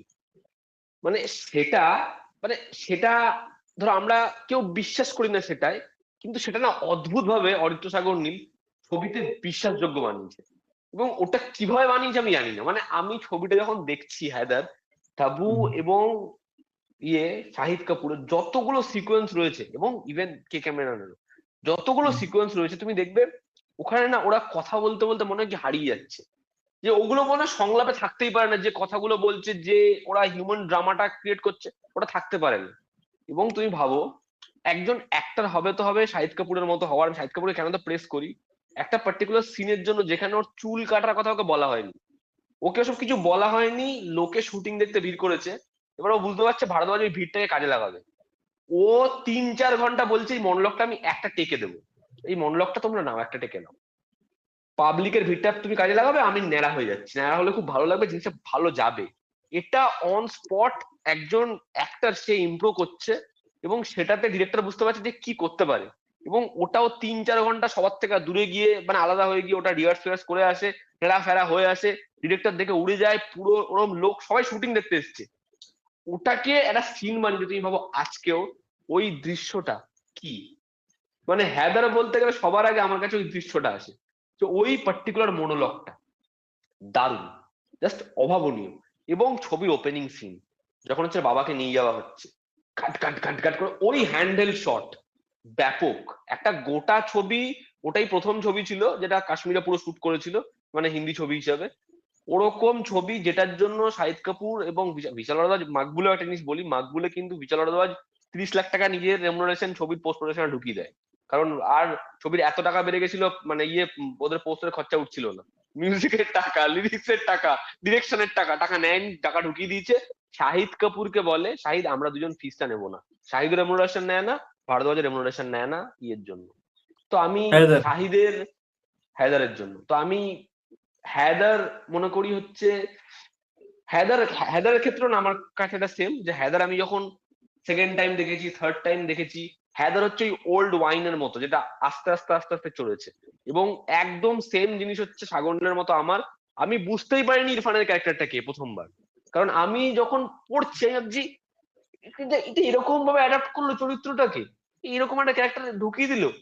থার্ড টাইম আমি মানে মানে এটা বলাটাও কোনো, মানে আমার বললেও তো অনেকে হাসবে, থার্ড টাইম দেখে আমি বুঝতে পেরেছি যে আচ্ছা এটাই হচ্ছে ওই মানে এরকম ভাবে ক্যারেক্টারটাকে অ্যাডাপ্ট করেছে, ঘোষটাকে এরকম ভাবে দেখিয়েছে। আর হচ্ছে বলে রাখি, লোকে যখন সেই সময় 2014 সালে এসেছিল ছবিটা, মেবি দিওয়ালির সময় এসেছিল, লোকে ব্যাং ব্যাং দেখতে গেছিল, আমরা হ্যাদার দেখতে গেছিলাম। ওই যে হ্যাদারের গানটা ছিল না, আরে ও না ভারত, ওটা আমার সেই সময় না রিংটোন ছিল। তো আমার সেই সময় হ্যাদারের ওপর একটা অদ্ভুত ক্রেজ ছিল, কারণ হচ্ছে কামিনা দেখে আমি উড়ে গেছিলাম। তো আমি এত কিন্তু ভেবে যাইনি যে ট্রিলজি, মানে আমি তখন পড়াও তো নেই টেক্সটটা আমার, আমি অত জানিও না, কিন্তু কামিনা দেখে আমি এরকম হয়ে রয়েছি যে এই ডিরেক্টর একটা কম্বো আমাকে দেখতে যেতেই হবে। তো আচ্ছা, আমি আমার এখানে কাছে ইন্টারাপ্ট করছি। শাহিদ কাপুর এবং বিশাল বারাদ্দার রোমিও আসছে, দেখবার জন্য জাস্ট অপেক্ষা করা যাচ্ছে না। কামিনে হ্যাঁ, পেয়েছি, ওর তারপর এই ছবিটা হায়দার হিউজ পেয়েছি। Star cast, huge star huge cast. Star. মানে তৃপ্তি দিমরি আমার মনে হয় ভালো একটা রোল পাবে আশা করছি। আর অবিনাশ তিওয়ারি রয়েছে, মানে নানা পাটেকর বিশাল ভারদ্বাজের ছবিতে আমি দেখার জন্য অপেক্ষা করছি। ও রোমিওটা আশা করবো দারুণ ভালো দারুণ। হবে, এবং আশা করবো ঠিকঠাক ভাবে রিলিজও করবে সাজিদ নাডিয়াডওয়ালা। মানে নাডিয়াডওয়ালাদের তো অ্যাকচুয়ালি খারাপ অবস্থা চলছে, ছবি ফবি তো ভালো চলছে না। আশা করবো এই ছবিটাকে প্রপারলি রিলিজ করবে আর কি। আর আরেকটা এবং জিনিস, এই হায়দারের মধ্যে যেটা বলছিল, হ্যাঁ হ্যাঁ বলো। আমি বলছি যে হায়দারের মধ্যে মানে কেন আমি হুম, অ্যাকচুয়ালি বললাম যে শেক্সপিয়ারের নাটকগুলোর থেকে আমার বিশাল বারাদ্দার আডাপ্টেশন গুলো অনেক বেশি প্রিয়, কাছের। কারণ নুয়ান্সড। হুম, তুমি দেখবে যে কে কে মেননের যে ক্যারেক্টারটা, সেই ক্যারেক্টারটা ক্লাইম্যাক্সে তাবু গিয়ে বলে শাহিদ কাপুর ভেতরে রয়েছে, ও পুরো হুম, পাগলপান্তি করছে, এবং কে কে মেননকে কি বলে যে যদি আমাকে যদি সত্যি ভালোবেসে থাকো তাহলে আমাকে একবার সুযোগ হুম, দাও, এবং বলে ঢোকে। হুম এবং তখন কে কে মেনন ওকে যেতে দেয়। এবং যখন বেরিয়ে এলো তাবু, আফটার কনভারসেশন হলো শাহিদের সঙ্গে, বেরিয়ে হুম, যখন এলো তখন হচ্ছে যখন জ্যাকেটটা খুলেছে এবং পুরো বোম টোম লাগানো, তখন দেখবে শাহিদও একদিক থেকে দৌড়াচ্ছে এবং কে কে মেননও কিন্তু তাবুর দিকেই দৌড়াচ্ছে। হ্যাঁ, তো এই হচ্ছে নুয়ান্সটা অ্যাড করে দেওয়া। ওই ক্যারেক্টারটা কিন্তু অরিজিনাল টেক্সটে এত নুয়ান্স নয়। ও শুধুমাত্র মাকে বিয়ে করে নিয়েছে, সেটার জন্য হিরোর রাগ এই অবধি ছিল। কিন্তু এই যে হুম, কে কে মেনন যেরকমই হোক, কিন্তু ভালোবাসাটাও সত্যিকারের ভালোবাসা ছিল। হ্যাঁ, হ্যাঁ, ওই একটা থিমোটা এস্টাবলিশড। বাকি ছবিতে হ্যাঁ। কিন্তু তুমি বুঝতে পারবে না যে ও কি মানে সত্যি তাবুকে এই লেভেলে ভালোবাসে নাকি শুধুমাত্র সেক্সুয়াল থিং, পরিষ্কার বোঝা যায় না। এবং যেটা রূপম দা বলছিল, হায়দার প্রচন্ড ওই কন্ট্রোভার্সিয়াল। ওই হ্যাঁ বলো। ইডিপাস কমপ্লেক্সটাকে যেভাবে দেখিয়েছে বিশাল ভারদ্বাজ, যেটা এক্স্যাক্টলি, আমি রূপম এটাই বলতে বলছিল তখন, যাচ্ছিলাম। এটাই ইডিপাস বলতে কমপ্লেক্স, তুমি যাচ্ছিলাম। দেখবে তাবু আর শাহিদের সিনগুলোতে এটা দুজন অ্যাক্টরের আউটস্ট্যান্ডিং পারফরমেন্স। এবং তাবু অ্যাকচুয়ালি যে স্ট্রেচারের অভিনেত্রী, শাহিদ কিন্তু ম্যাচ করেছে।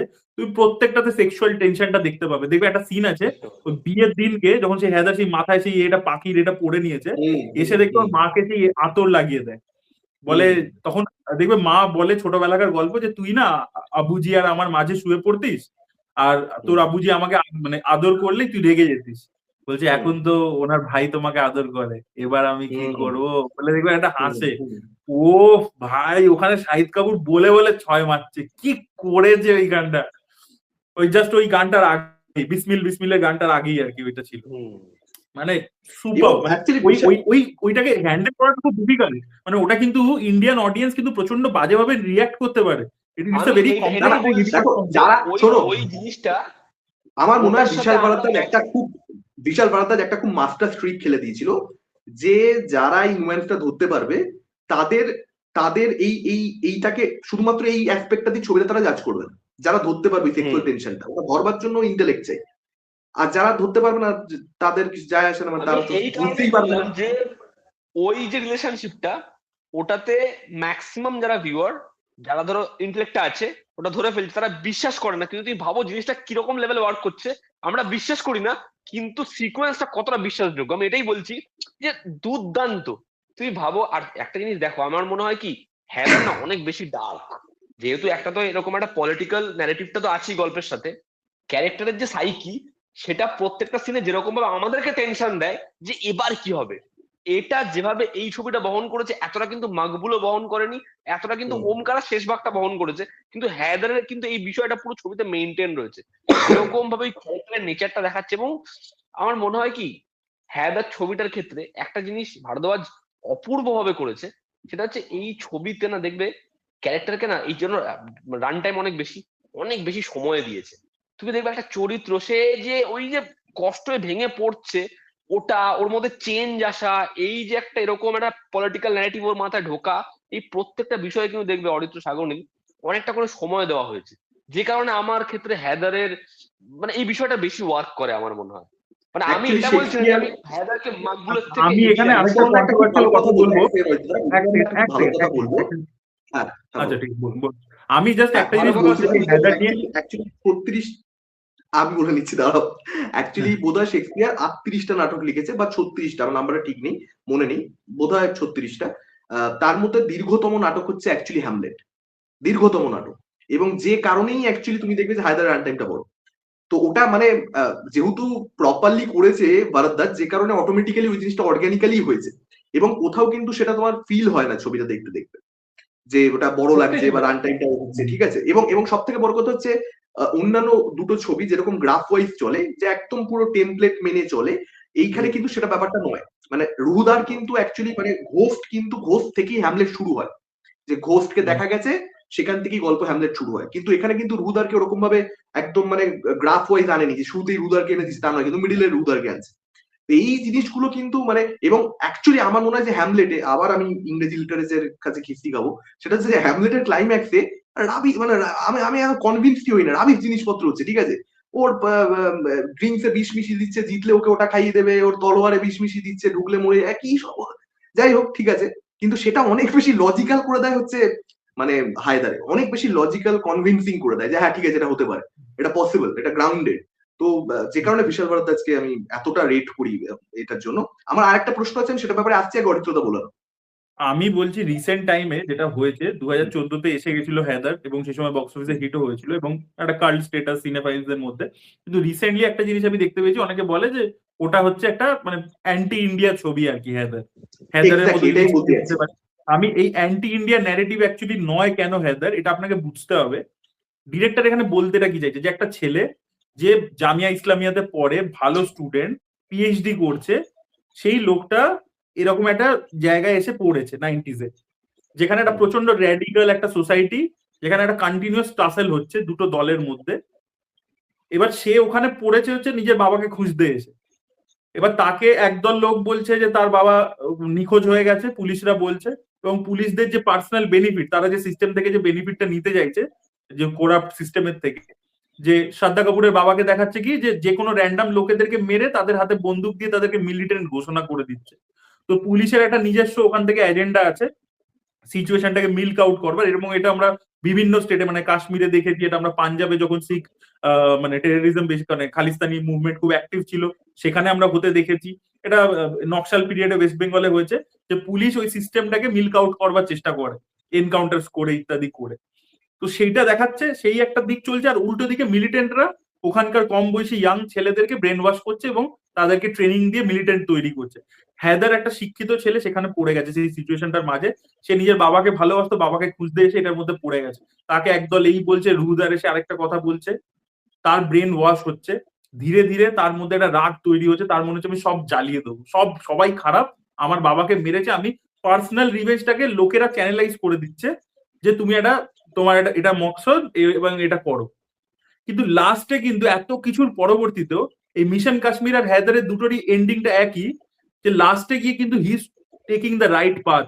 যে এই যে ভেন্ডেটার রাস্তায় আমি বেরোচ্ছি, আমি ভাবছি যে আমি এখান থেকে আমি স্বাধীন হয়ে যাব, আমি এই ভাইলেন্সের পথ নিলে আমি সিস্টেম ভেঙে বেরিয়ে যাবো, কিছু একটা নতুন এস্টাবলিশ করে দেবো, এটা হবে না।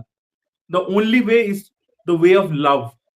সেটা যে আলতাফ বলে যে চরিত্রটা ছিল মিশন কাশ্মীরে, ঋত্বিক প্লে করেছিল, তাকেও দেখবে ওর যে মায়ের চরিত্র যে বম ব্লাস্টে মারা যায়, নীলিমা, সেও কিন্তু ওকে এটাই বলেছিল যে তুমি চুজ করনা হ্যায় अल्ताफ, तुम्हें चूज करना है, तुम क्या चाहते हो, कश्मीर या ये मतलब वायलेंस, इसके बीच में तुम्हें चूज करना है।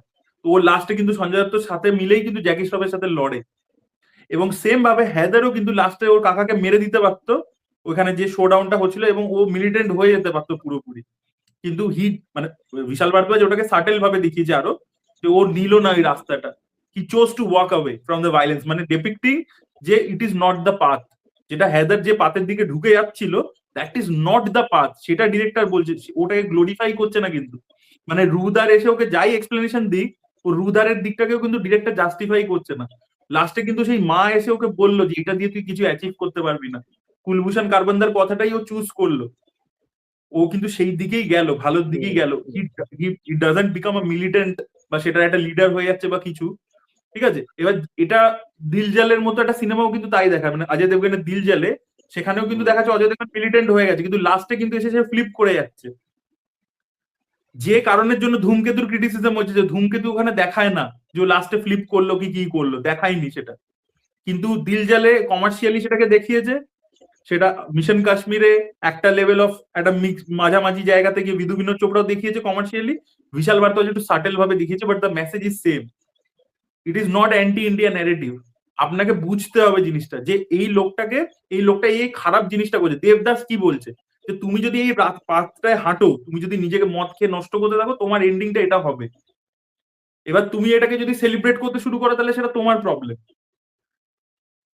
যে তুমি যদি ভাবো যে আমি দেবদাস হব, এই যে ডুড বলে যে ছবিটা এলো, ওটাও দেখবে দেবদাসের মতোই ন্যারেটিভ, কিন্তু লাস্টে বলছে যে মুভ অন করে যাও। ওখানে আবার কি একদম কনক্লুসিভ এন্ডিং দিয়ে দিচ্ছে। শরৎচন্দ্র চট্টোপাধ্যায় তুমি কনক্লুসিভ এন্ডিংটা দেয়নি।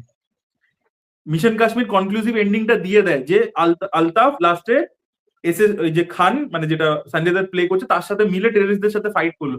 হ্যাঁ, হায়দারে সেই কনক্লুসিভ এন্ডিংটা দেয়নি, বাট বলে দিয়েছে হি চোজ দ্যাট পাথ। ও কিন্তু ওই বদলাটা যদি নিয়ে নিত সেদিনকে কাকাকে মেরে, তার মানে তারপরে ও মিলিটেন্ট হয়ে যেত অফিসিয়ালি, মানে ভিতর থেকে। সেটাও হলো না। ও এরপরে গিয়ে হয়তো স্যারেন্ডার করবে বা কিছু করবে, সেটা দেখায়নি।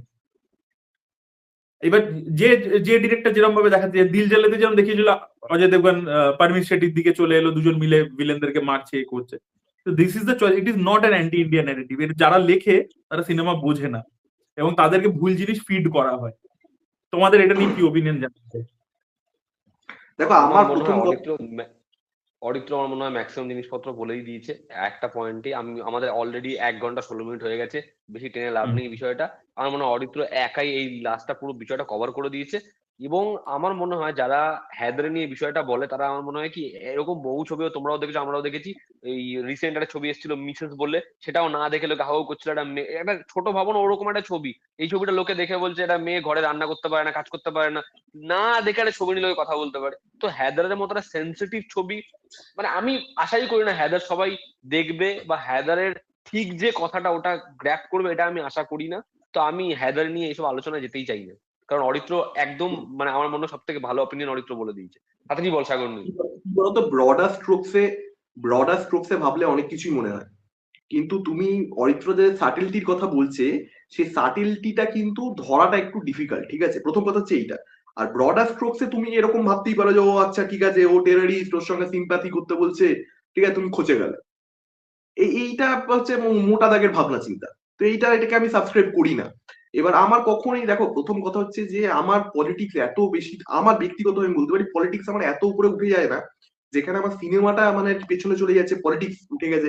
এটা নর্মালি হয় না। একটা পার্টিকুলার ছবির ক্ষেত্রে হয়েছিল যদিও, সেটা আলাদা বিষয়, কিন্তু তাছাড়া ওই একটাই এক্সাম্পল, তাছাড়া আমি আর নামটা বলতে চাই না। আহ, এবং সেটাকে আমি আমার ভুলই কনসিডার করি পরবর্তীতে। কিন্তু আমার মনে হয় না যে পলিটিক্স এতটা উপরে উঠে যাওয়া উচিত, যেখানে আমি হায়দারের এই যে 14টা গুণ, সেই গুণগুলো সব মানে আর কি ভুলে যাও। ঠিক আছে, এইটা আমি হচ্ছে এই বক্তব্য। কথাটাই 1000 বার বলি। আজকে সাগর নীল যখন এই কথাটা বললো, আমি সেটা বলি আমার পুরো যা আলোচনা, মানে কথা বলা, সেটার একদম শেষ করব আমি। সেটা হচ্ছে, দুদিন আগে তোমরা দেখেছো হয়তো, অনুরাগ কাশ্যপ একটা পোস্ট করেছে, যেখানে সে ধুরন্ধর নিয়ে লিখেছে, এবং সেখানে সে বলেছে, এবং ছবির পলিটিক্সটার সাথে আগ্রি করে না, ছবির ডায়ালগ প্রোপাগান্ডা যার মনে হয়েছে সে লিখেছে, কিন্তু সে যদি একটা 10 লাইনের কলম লিখে থাকে, 8টা লাইন ছবিটার যদি ভালোও বলে খারাপও বলে, আমি সেটাকে অনেক বেশি রেসপেক্ট করি। তার কারণ তার একটা সে আছে, এবং ছবিটা দেখে সে বলছে। একইভাবে শ্রীরাম রাঘবন 10 কলম লিখেছে, দুটো জায়গায় ছবির প্রোপাগান্ডা হোক, মেকিং হোক, ভালো ডায়লগ না লেখা হোক, সেটা নিয়ে বলেছে, কিন্তু তার একটা ব্যাখ্যা আছে।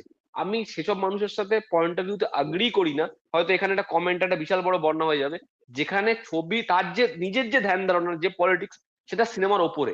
সিনেমার মেকিং ম্যাটার করছে না, প্রেক্ষাপট ম্যাটার করছে না, গল্প ম্যাটার করছে না, ক্যারেক্টার ম্যাটার করছে না। এত বড় একটা ছবি, ছবিতে মিউজিক থেকে শুরু করে এত কিছু আছে, কোনো কিছু ম্যাটার করছে না। আমি রিসেন্টলি একটা পডকাস্টে গেছিলাম, তোমরা জানো হয়তো, টিম বলে একটা চ্যানেলে। সেখানে আলোচনা হয়েছে অরিত্র, সাগর নীল, সেখানে এই অ্যানিমাল থেকে ধুরন্ধর নিয়ে কথা এসছে। আমি তাকে এই কথাটাই বলেছি, যে একটা লোক, আমি দেখেছি বহু লোককে অ্যানিমালের সময় ছবি দেখেইনি, ছবি দেখে তুমি খারাপ বলো না। এবং ছবি দেখে যেমন অরিত্র ছোটে ভালো লাগেনি, অরিত্রর 6টা পয়েন্ট আছে, এই 6টা পয়েন্টে ছোট ভালো লাগেনি। ও কিন্তু 6টা পয়েন্ট এমন বলছে না যে এখানে মেয়েদেরকে এই করা হয়েছে, মেয়েদেরকে এই বলা হয়েছে, মেয়েদেরকে এই বলা হয়েছে, এটা বলছে না কিন্তু। ও এটাও বলছে এখানে হিরোর যে ক্যারেক্টারটা রয়েছে, হিরোর ক্যারেক্টারটাকে এরকম দেখিয়েছে। এটাও কিন্তু বলছে আজকে যদি আমি মিসেস ছবিটাকে সাপোর্ট করে থাকি, আমি মিসেসেরও 4টে নেগেটিভ পয়েন্ট তো বলছি যে এটা একটা ইস্যু রয়েছে। ও ছবিটা স্টাডি করে বলছে, ছবিটা দেখে বলছে। ধুরন্ধরের ক্ষেত্রেও সেম, একটা এত বড় লেখা এসছে। এবার সেই লেখাতে যিনি যে লেখাটা দিচ্ছেন তাকে আমি রেসপেক্ট করছি, কিন্তু লেখাটার উদ্দেশ্য তিনি এটাই বললেন আমি অ্যানিমাল দেখিনি, তাও আমি অ্যানিমালকে খারাপ বলেছি। কেন খারাপ বলেছি? এটা। ধুরন্ধর দেখিনি, খারাপ বলেছি এটা। তো এই পারসেপশনটা আমি সেদিনকেই বুঝে গেছি। না তুমি চেঞ্জ করতে পারবে, না আমি চেঞ্জ করতে পারবে, কেউ চেঞ্জ করতে পারবে না, চেঞ্জ হবে না। না কিন্তু কি বলতো, এতে আমি সিনেমার কেউ যায় আসবে না। আমি একটাই কথা বলবো যে লেফট উইং এর লোকেরা চায় যে রাইট উইং এর লোকেরা যেন ছবি না বানায়, রাইট উইং এর লোকেরা চায় লেফট উইং এর লোকেরা যেন ছবি না বানায়। কিন্তু আমার কথা হচ্ছে যে মানে দুই পক্ষই ছবি বানাক, দুই পক্ষই বানাক। এটাই আমি লেটলি রিয়েলাইজ করেছি, দুই পক্ষই বানাক, আমি দুজনেরই গল্প দেখবো। আমার কি আছে ভাই, আমার হ্যাঁ একটু পয়সা যাচ্ছে, আমি পয়সা আবার রিভিউ করে তুলেও নেবো, ব্যাস বিন্দাস হয়ে গেল, মিটে গেল সমস্যা, প্রবলেম সলভ। এত পলিটিক্সে ঢুকে আমার কোনো লাভ নেই। আমি দুপক্ষেরই গল্প শুনবো, বিবেক অগ্নিহোত্রীও দেখবো, আর সবাই দেখবো, এই আমাদের কাশ্যপও দেখবো, সব দেখবো, বিশাল বারাদ্দার দেখবো। যদিও আমি ব্যক্তিগতভাবে মনে করি কাশ্যপ আর বিশাল বারাদ্দারের ছবির যে পলিটিক্স, সেটা কিন্তু তাদের যে ভালো ছবিগুলো, সেটা ব্ল্যাক ফ্রাইডে, মানে যেগুলো পলিটিক্যাল ছবি অ্যাকচুয়ালি, সেটা ব্ল্যাক ফ্রাইডে বলো বা হায়দার বলো, সেটা কিন্তু এরকম না যে স্টোরি টেলিং এর ঊর্ধ্বে উঠে গেছে। হ্যাঁ মানে আমি পুরো ছবিটা আমি পলিটিক্স মাথায় রেখে বানাচ্ছি। না না, এক সেকেন্ড, পুরো আমার কিন্তু বিশাল বার্তা যে ছবি দেখে কোথাও মনে হয় না যে তার মধ্যে কোনো মনে হয় আলাদা পলিটিক্যাল খোঁচা আছে। মানে কাশ্যপ যেরকম একেবারেই মনে হয় রাখে, বিশাল বার্তা কিন্তু রাখেই না। মানে এবং বিশাল বার্তা আমি কিন্তু না টার্গেট নয় যে এইটাকে এক- ক্রিটিসাইজ করবো, ওটাকে ক্রিটিসাইজ করবো। না, একটা কথা যতই যার সাপোর্টে বলি, এটা কিন্তু বলতেই হবে। সেটা হচ্ছে কাশ্যপের ছবি, সেটা তোমার গুলাল থেকে শুরু করে তোমার হচ্ছে ব্ল্যাক ফ্রাইডে থেকে শুরু করে যাই ও বানিয়ে ফেলুক, আমার কিন্তু এটা মনে হয় না যে, যেটা সাগরনীল বললো যে ওর ছবির যে পলিটিক্স আর হচ্ছে আমাদের ওই কাশ্মীর ফাইলস এর ডিরেক্টরের নামটা কি ভুলে যাই বারবার করে আমি। অগ্নিহোত্রী। অগ্নিহোত্রী বা এরকম, মানে ওনার মত অগ্নিহোত্রীর মেকিং ভালো, কিন্তু অগ্নিহোত্রীদের যারা যারা এরকম ফলো করে যারা অনেকে এগিয়েছেন, এদের পলিটিক্স মানে সিনেমা দেখি না দেখি পলিটিক্সটা বোঝা যায়। কিন্তু কাশ্যপের ছবির কিন্তু একটা আলাদা মেরিট আছে, এটা কিন্তু বলতেই হবে। যাই হোক, আমরা অন্য একটা জোরে চলে যাচ্ছি। এবার আমরা মানে আমাদের না, আলোচনাটা আরেকটা মোটামুটি শেষ কথা করি। হচ্ছে, আরেকটা কথা আমি ডিফারেন্সটা কোথায় বলছি, যে বিশাল ভারদ্বাজের যদি তুমি দেখো, মানে হ্যাদার তো মানে ব্লকবাস্টার ছবি না, মানে it performed well but it was not a blockbuster film. ঠিক আছে, same goes for Omkara. Maqbool তো চলেনি। ঠিক আছে, অনুরাগ কাশ্যপের কোনোদিনই কোনো ছবি সেইভাবে ব্লকবাস্টার হিট হয়নি। তো অ্যাকচুয়ালি কিন্তু তুমি যদি দেখো, ওদের কিন্তু ওরা কিন্তু যে ছবিটা বানাচ্ছে বা যাই বক্তব্য রাখছে, সেটা কিন্তু এরকম নয় যে যে পলিটিক্সটা চলছে সেটাতে আমি একটা মানে সেই ফ্লোতে একটা গল্প বানিয়ে সেটাকে এনক্যাশ করবো। তাহলে যদি সেটাই টেন্ডেন্সি হতো, ছবি তো হিট হতো। ওদের ছবি তো কোনোদিনও হিট হয়নি। মানে they are not that much box office friendly directors. Vivek Agnihotri বা সুদীপ্ত সেন ইত্যাদি, আমি কিন্তু আদিত্য ধারকে এদের মধ্যে রাখছি না। না না না, তুমি দেখবে এরা কিন্তু এই টাইপের গল্প বলা শুরু করেছে যখন থেকে একটা পলিটিক্যাল হাওয়া চেঞ্জ হয়েছে। না হলে কিন্তু এরকম গল্প বানাতো না। বিবেক অগ্নিহোত্রী তো বানিয়েছিল, হেড স্টোরি বানিয়েছিল, হেড স্টোরির প্রডিউসার তো। ঠিক আছে, তো তাহলে সে ওরকম ছবি বানাতো, সেটাও সাকসেসফুল ছবি। এবার সেইটা সে একটা ইরোটিকা বানাতো, তার আগে ধান্দানাদান গোল বানিয়েছে, তার আগে ওই আমাদের ইউজুয়াল সাসপেক্টস এর একটা রিমেক বানিয়েছে চকলেট। তো চকলেট, ও তো ওরকম ছবি বানাতো। তো সেখান থেকে হঠাৎ করে ও এরকম পলিটিক্যাল ইনক্লাইন ছবি হঠাৎ করে রাতারাতি বানাতে শুরু করলো। বা এই সুদীপ্ত সেন, চিন্তা আমরা জানতাম না, হঠাৎ তবে করে একটা ছবি বানাতে। সেখান থেকে একটা ইন্টেনশনটা বোঝা কথা, যাচ্ছে না। একটা কথা তুমি বললে বলে আমার মনে পড়লো, আমি চকলেট ছবিটা বহুত বারবার খেয়ে দেখেছিলাম। ঠিক আছে, আমি সিরিয়াসলি বলছি ভাই, চকলেট ছবিটা ঠিক আছে, চকলেটের খুব এন্ডিংটা ভাই যাই বলো খুব বাজে।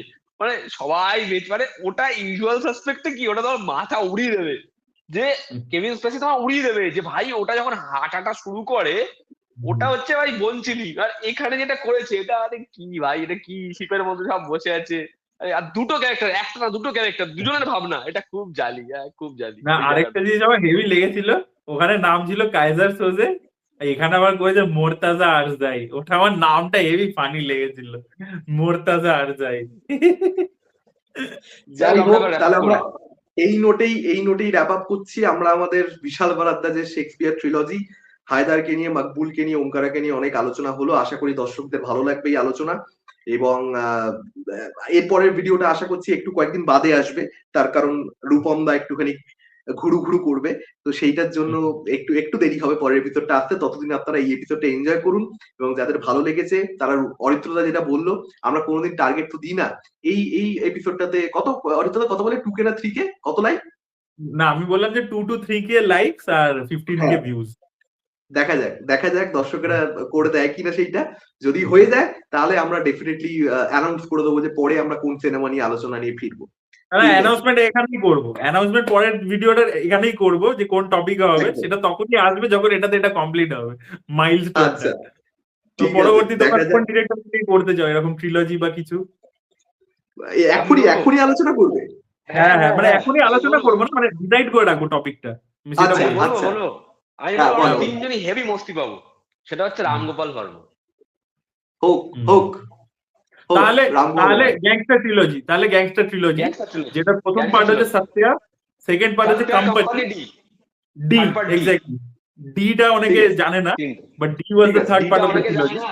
রামদীপ হুড্ডার ছবি ডি দেখুন আপনারা।